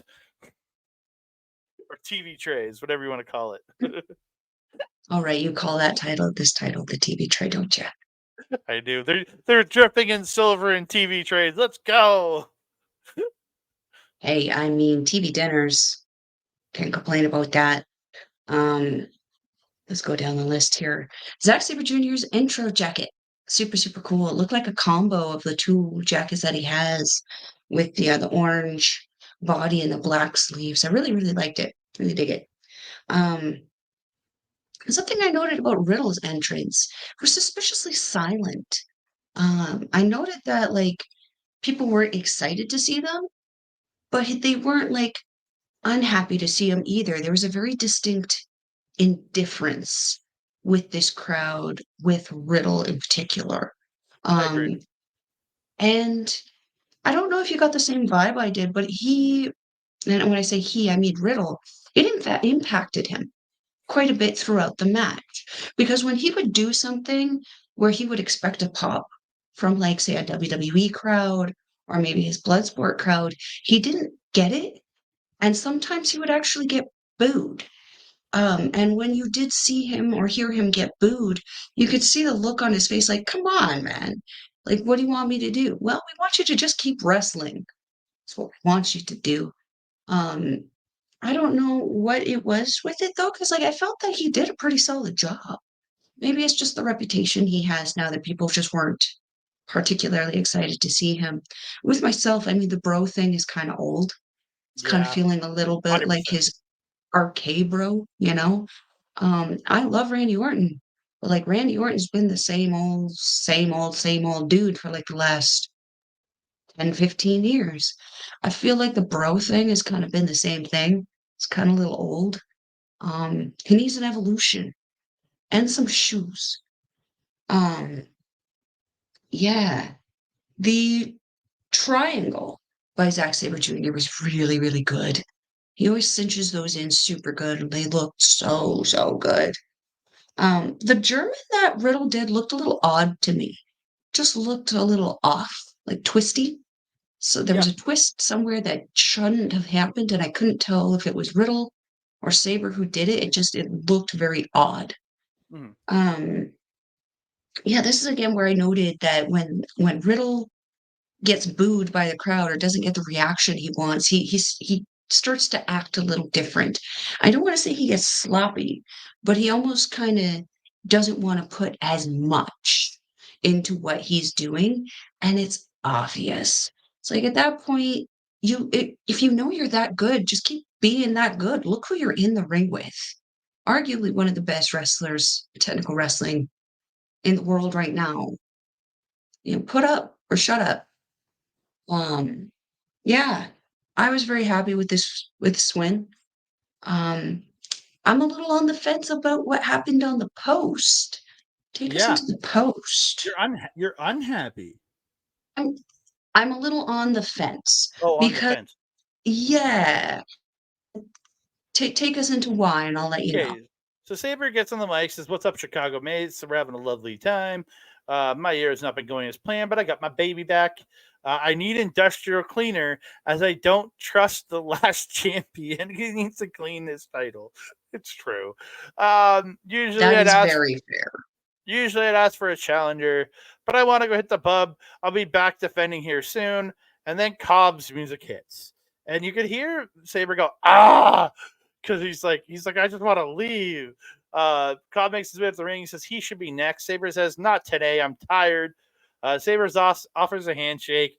They shake hands. Sabre tries to pull him in for a sack driver. And I'm like, dude, come on, really? And then so Cobb tries to go for Tour of the Islands. Sabre gets away, leaving his title in the ring, rolls out. Then he gets the mic, says, "Hawaiian Jeffrey, can I have my belt back? I'll give you a match another time. Your hair looks lovely. Look, what conditioner do you use?" And then Cobb hands the belt back to Sabre, and Sabre's like, "Thank you," and just tosses the mic and runs away. At Like least that he was cock, a gentleman about it, right? he's a gentleman, but he's a cocky little shit about it, and I love it. I love that he Mhm. calls him Hawaiian Jeffrey. It's I'm I feel like there's an inside joke from that somewhere along the way from their um, interactions together. I just I've been having so much stuff happen, I just can't remember it or recall it right now. So I'm excited to see this again, but I'm also on the fence about it because we have seen it a couple times for this title specifically, and we've seen Mr. Cobb come up short. All those times where Mr. Zack Sabre Jr. has been able to retain. Um, that being said, though, I feel that enough time has happened in between the last title defense that Zack Sabre Jr. did against Cobb that I think we can probably expect to see something a little different from these two because they've also been, kind of doing their own things with other people in the meantime. Cobb with Bullet Club and TMDK kind of with everybody in the last little bit. Um, but yeah, I'm excited to see where it goes. I'm excited to see if Cobb can dethrone him for the second time, or if we will see a third retention from Mr. Zack Sabre Jr. I I I feel I don't want it to just jump to Cobb right away. So it's gonna suck to have, like, 'cause again, there's the draw.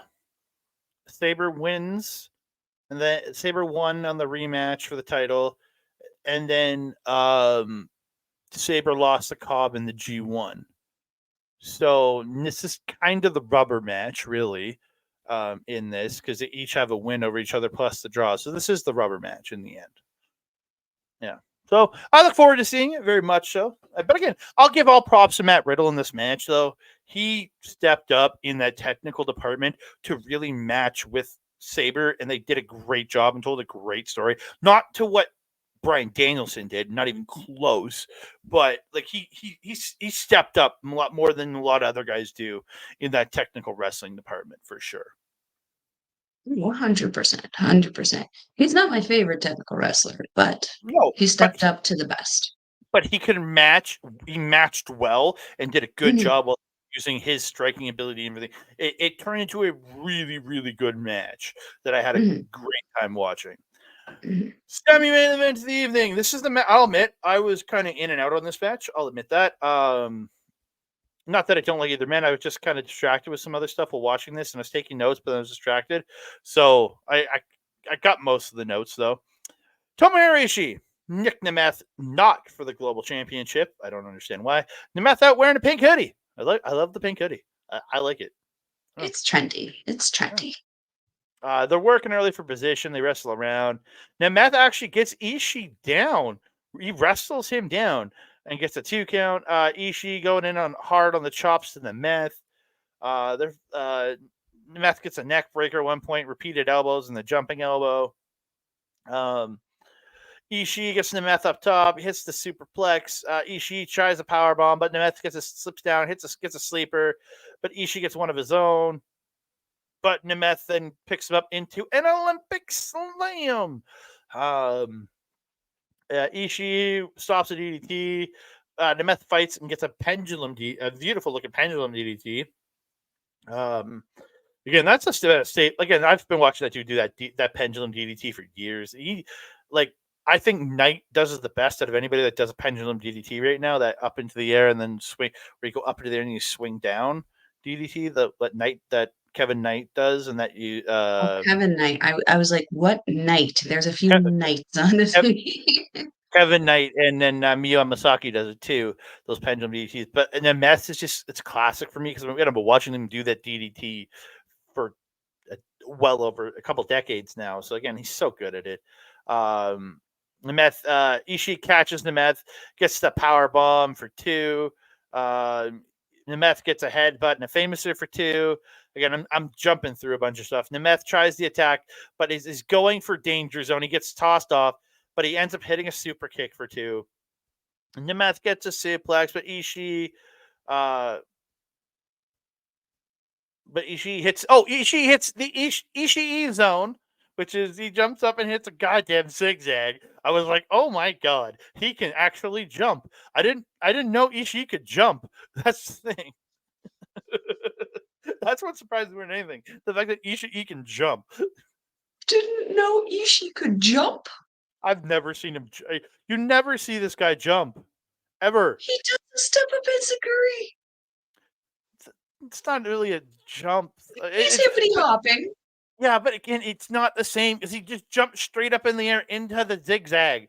And I was just like, oh. You know what I think the problem is that Mr. Nemeth is like Tigger.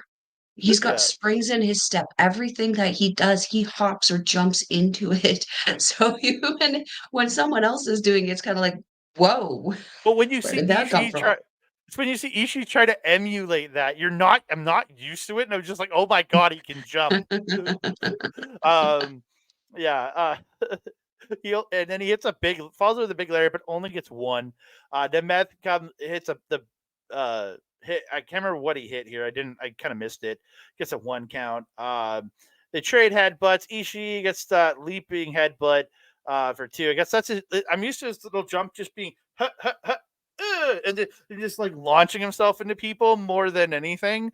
You know what I mean? I'm not used to an actual jump. Nemeth and Ishii reversing each other. Nemeth hits a super kick, hits danger zone, and pins Ishii. And he moves on to face the El Presidente at Dontaku. Yeah. Yeah. I love Tanahashi, but man, he started to annoy me since becoming El Presidente. I think it's because you know how I feel about people being in ownership positions, also wrestling. It looks sus. It overwhelmingly tends to be sus. And like suspiciously, championships keep ending up on them. Wonder how that happens. I also don't understand why this was not for the global title. I was under the impression that maybe the rules have changed, but I thought that titles in NJPW did need to be defended within a 30-day time period. Guess that went out the window at COVID, though, because we saw Moxley kidnap that US title belt and completely forget about it for a little while. So, well, remember, Kenta was defending his US title shot briefcase forever. And a goddamn day. And then when he had the opportunity to bring it back, Mr. Khan said, no, no. Anyway, that's another discussion for another time. As I'd mentioned earlier, I don't have a whole lot to add to this one because I was also a little distracted by this one. But as I'd mentioned, Nick Nemeth, he's really got springs in his feet. He's always hopping or jumping into his moves, which I think adds a little element of excitement to him, which is why he's so popular. Also kind of helps that he's good looking and good at his job. His in-ring psychology is so good. The facial expressions that he has are so good because they're not over the top, but they're not underplaying as well. They're just the right amount of emotion for the moment that is happening. I love seeing Ishii fight though. And I really do appreciate that he has really become the gatekeeper of NJPW for the power wrestlers in particular, the strong wrestlers who like to yeet people around, people like David Finlay, people like Nick Nemeth, people like Jay White when Jay White was there. Ishii really was Kenta when Kenta turned. Even he was a gatekeeper for that. So I appreciate how they always put Ishii in these positions of power, but also in these positions of major storytelling happening because they know, despite having that stone-faced killer kind of like vibe to him, Ishii is really the most adaptable wrestler, I would say, secondary to the Great Khan in NJPW. And I suspect that when Ishii does start to kind of work his way out the door, that Great Khan will take his place as the gatekeeper of the power guys in NJPW. I love this match when I wasn't distracted. Yeah, It did have some moments where it got a little slow and I just went, ooh, something shiny. yeah. I was the same. I was the same way. Again, I was getting distracted with other things. So yeah. Mhm. Didn't help. I was watching on my laptop while somebody else was watching stuff that I was slightly interested in on TV. So that's what messed me up. I had my headphones on, like over, so I couldn't hear anything, but he kept looking at the TV when I'd see actors I know on their show, and it I was gonna distracts say, me. is it below deck and people are getting yelled at again? No, no, no, no. I So watched that's that. always funny.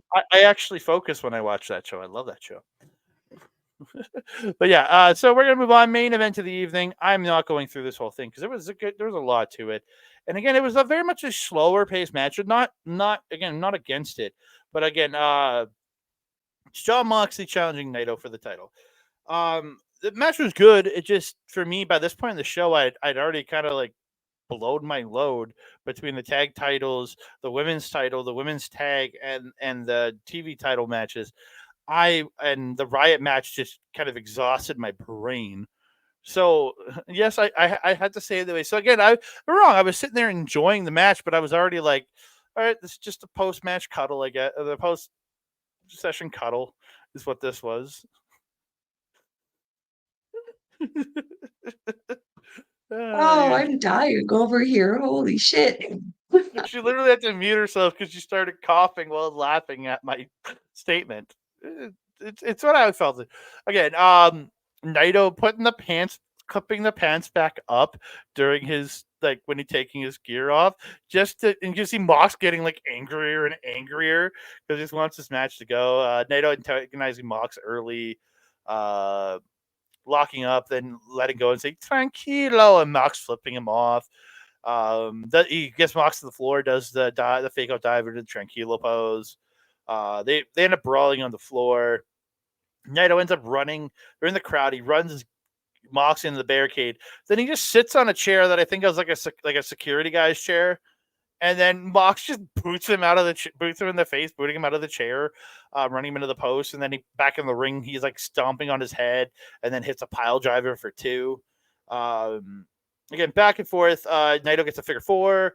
Mox gets spits in Naito's face, and he gets a clover leaf. Then beautiful transition into a regal stretch out of the clover leaf.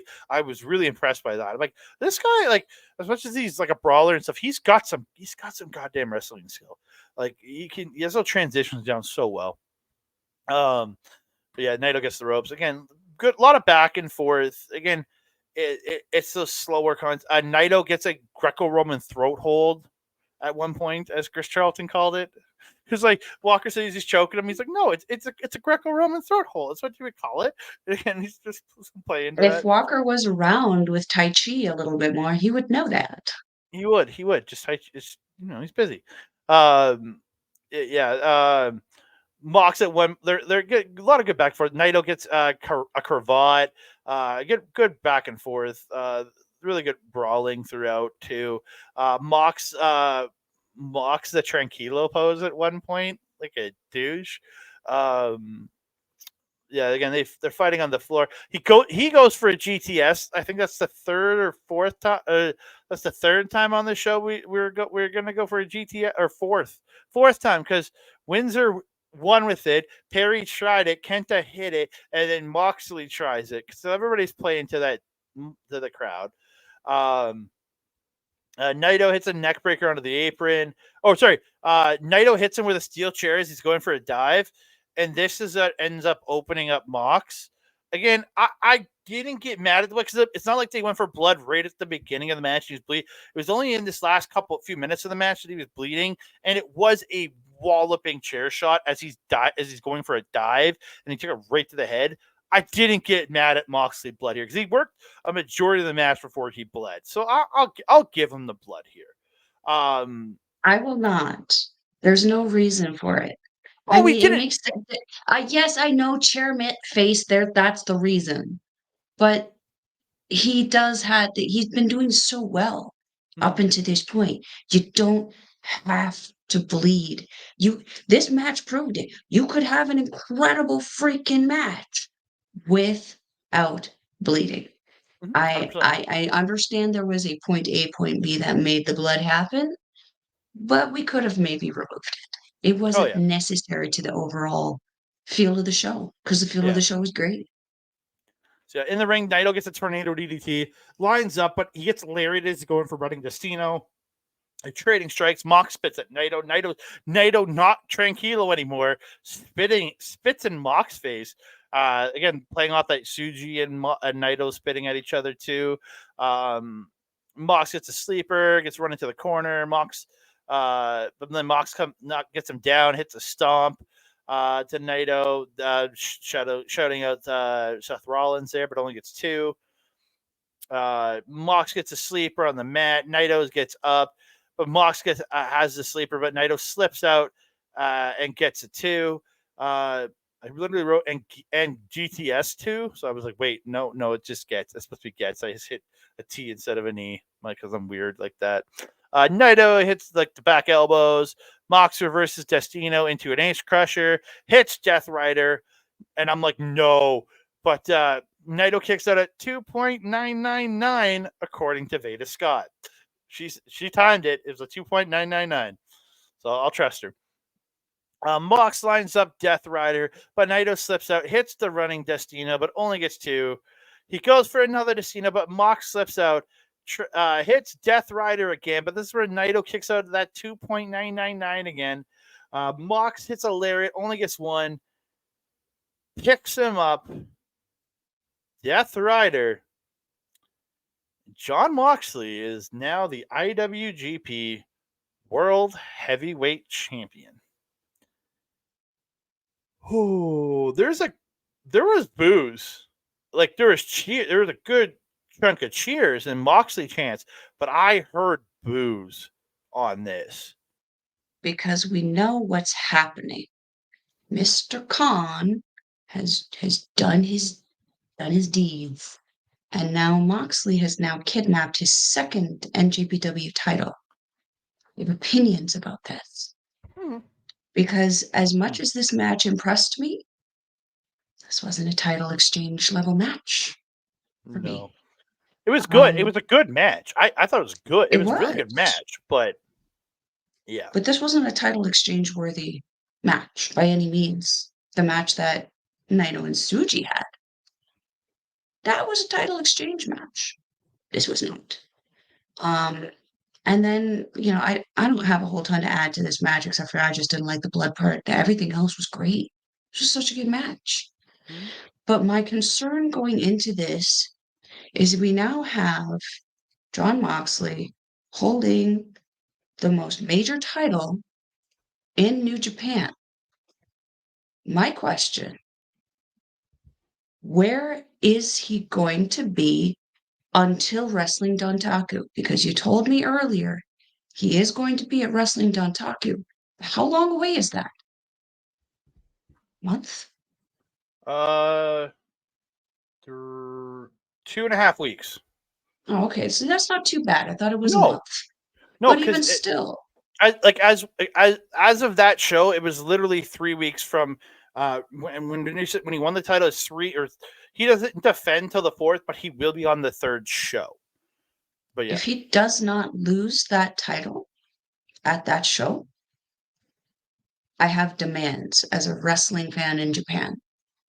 If you're going to take our champion, our major champion, and not even give him to us, sorry, for that 2-week period going up into that championship match, which Kazuchika Okada of the Kazuchika kind, in his title reign, that 2-year title reign, he did not miss a fucking show. He was there.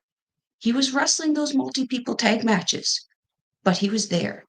Those crowds got their champion.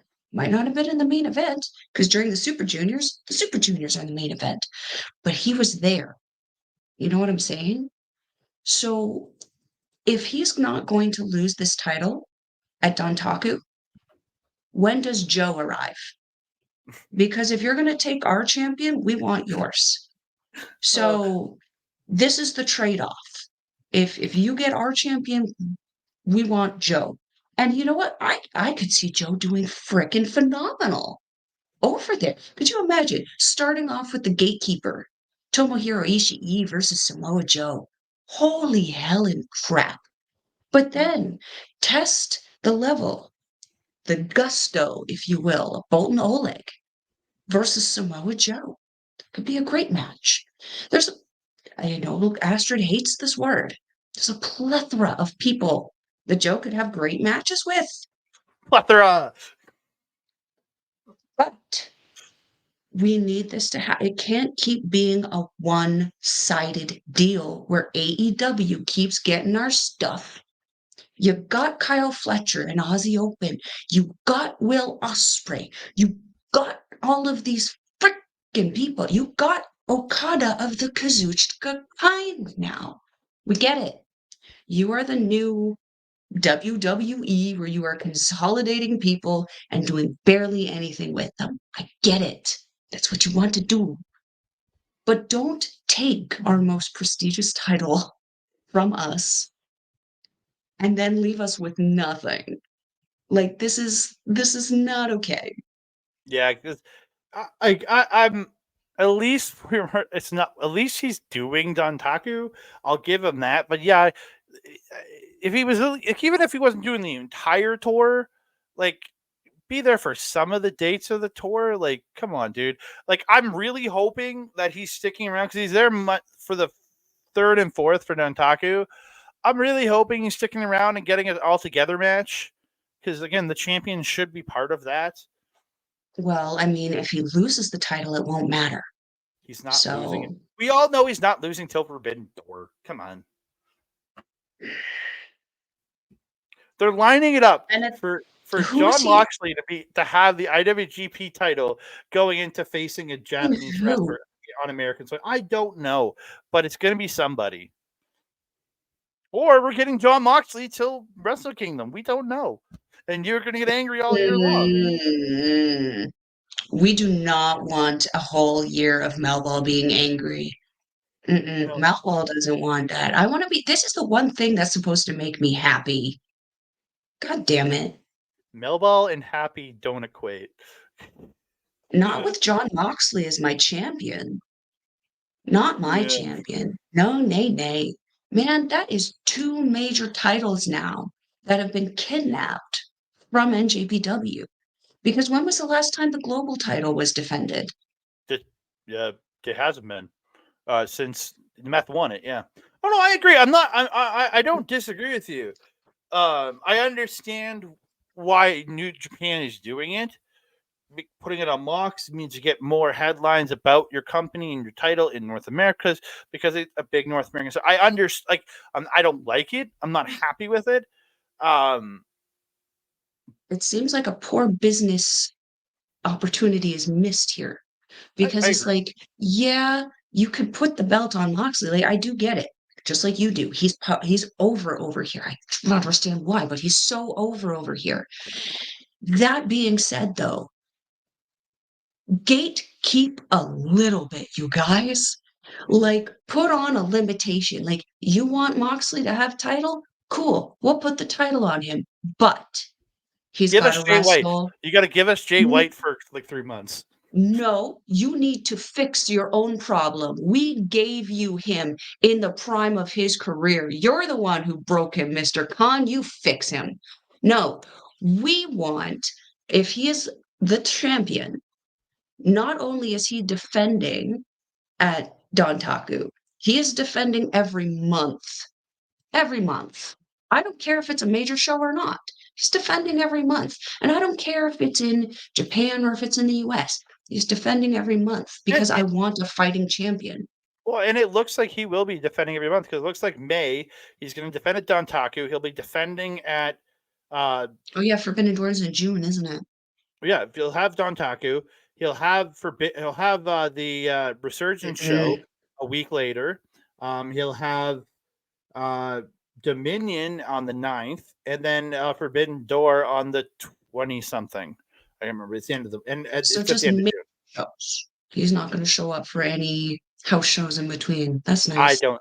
Well, again, and again, I don't care when Best of Super Junior is on because I don't watch the undercard anyways. So I could give a less if I do. undercard. I don't.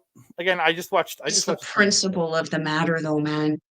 As I mentioned, Okada of the Kazuchika kind, he worked all of the Super Juniors. Yeah, but Anything Naito that he didn't. wasn't involved. Yeah, because Naito's knees are fucked. But again, I don't hold everybody to that same standard. I didn't even care if I didn't watch Okada's undercard matches when I was watching Best of Super Juniors when he was champion because I don't give a shit.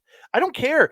I just want to see the stuff that matters on the tours, and I don't give a crap about the under. When I'm watching a Best of Super Junior tour, I don't care about the undercard. I just want to see Best of the Super Juniors. That's what I'm there for. I don't care. Like it doesn't bother me that our champion's going to be more in America than in Japan. Yes, but we'll get him at Dontaku. We're going to get him at Resurgence. We're going to get him at Dominion, and we're going to get him at Forbidden Door. So I'm not as peeved at this as you are. That's for sure. I'm annoyed, but I'm not mad like you are. I'll 100% say that. First of all, I'm not mad. If I was mad, you would know about it. Secondly, you're one side of the coin. You don't watch the undercard matches, and that's totally cool. I do.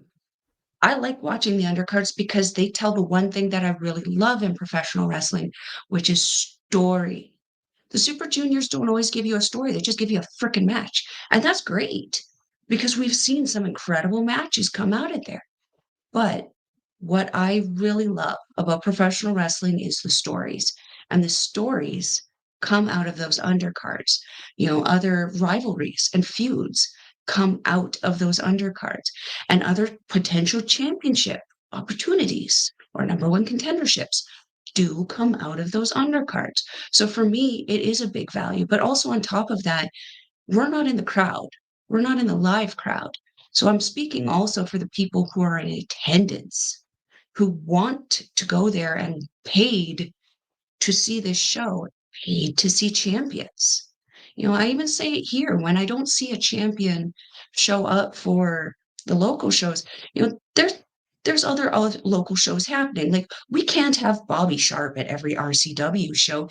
He's a freaking 12, I think he's got 10 or 12 belts now all across Western Canada. That makes sense. John Moxley has one. Like you got one job right now, and that's be the IWGP champion. Who is the IWGP champion the champion for? It's not AEW. Again, It's NJPW. You're not going to convince me on this because I'm just like, we're getting him at Dontaku. I'm happy. You're never going to convince me of it because I'm not. Don't have the I'm feeling. not trying to. I don't need to convince you. I'm just sharing my opinion on it. Yeah. Well, we're at almost 2 hours, so it's time to go home. You can find me on the X at That Canada Guy, TikTok, Instagram, and Threads at That Canada Dude. You can find me on Facebook at Andre and Melball Wrestling Talk, and on YouTube at youtube.com/ at Andre and Melball Wrestling Talk right here, or on Backbreaker Radio, wherever you're listening to us right now. If you are listening to us, you might be listening to us. If you want to hear us in audio form, if you want to, SundayNightsMainEvent.com, hit their RSS feed so you can hear us in audio form if you want to hear us that way. And you can also go to patreon.com/SNME Radio. where you can get if you can support them for $4 American per month. Helps keep the bills on and keeps the lights on and keeps everything going over at SNME. Great partner, and love having them as a partners of ours. And also they have merchandise at choptees.com if you're interested in merchandise from them. You can also check out our boy Mike the Ref, simulcast all our great stuff, Backbreaker Video, youtube.com/at Backbreaker Video for what? What? You gave me a weird look.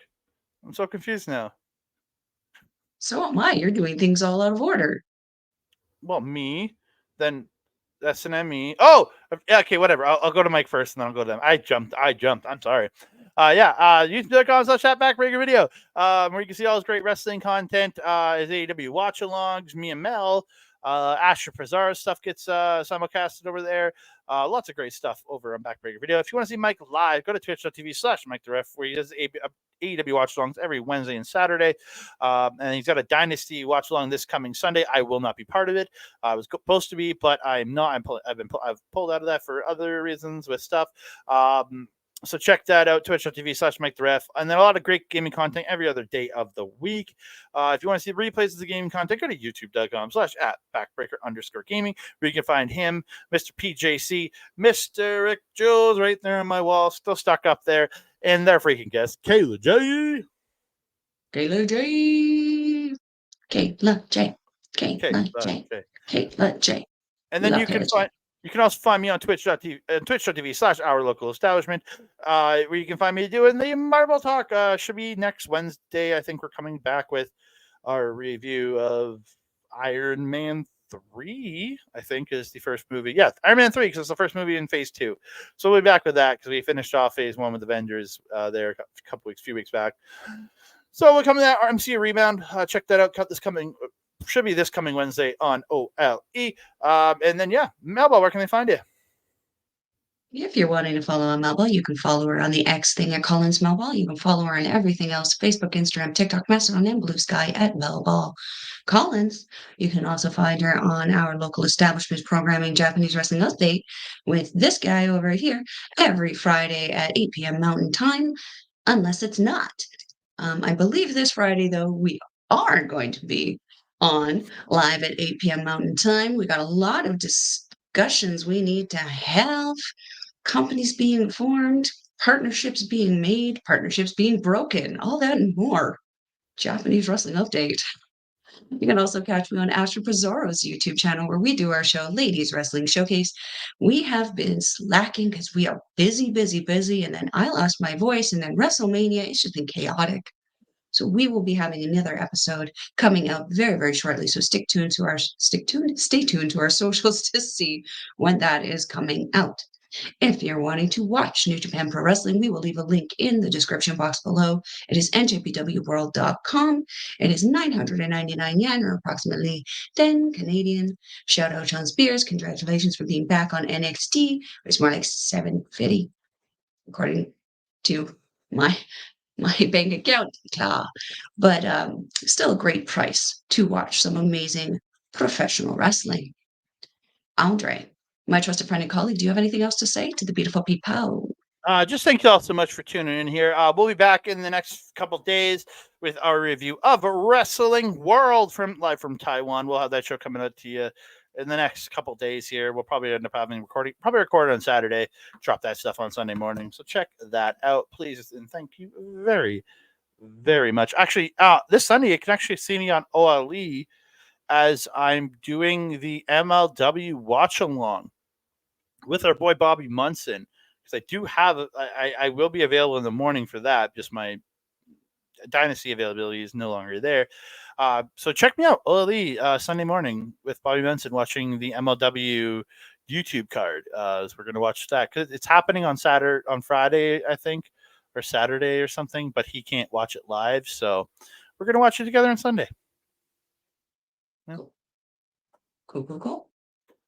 Yeah. Andre, my trusted friend and colleague, do you have anything else to say to the beautiful people? Now I'll say it. Please, if you're listening on SNME Radio, please hit that subscribe button. Give us a 5-star review. Really appreciate it. And support on patreon.com/SNME Radio. And if you're watching on the YouTubes, there's Andre Melball Wrestling Talk, whether it's a backbreaker video. We really do appreciate it. Please like the video, subscribe to the channel, and comment down below.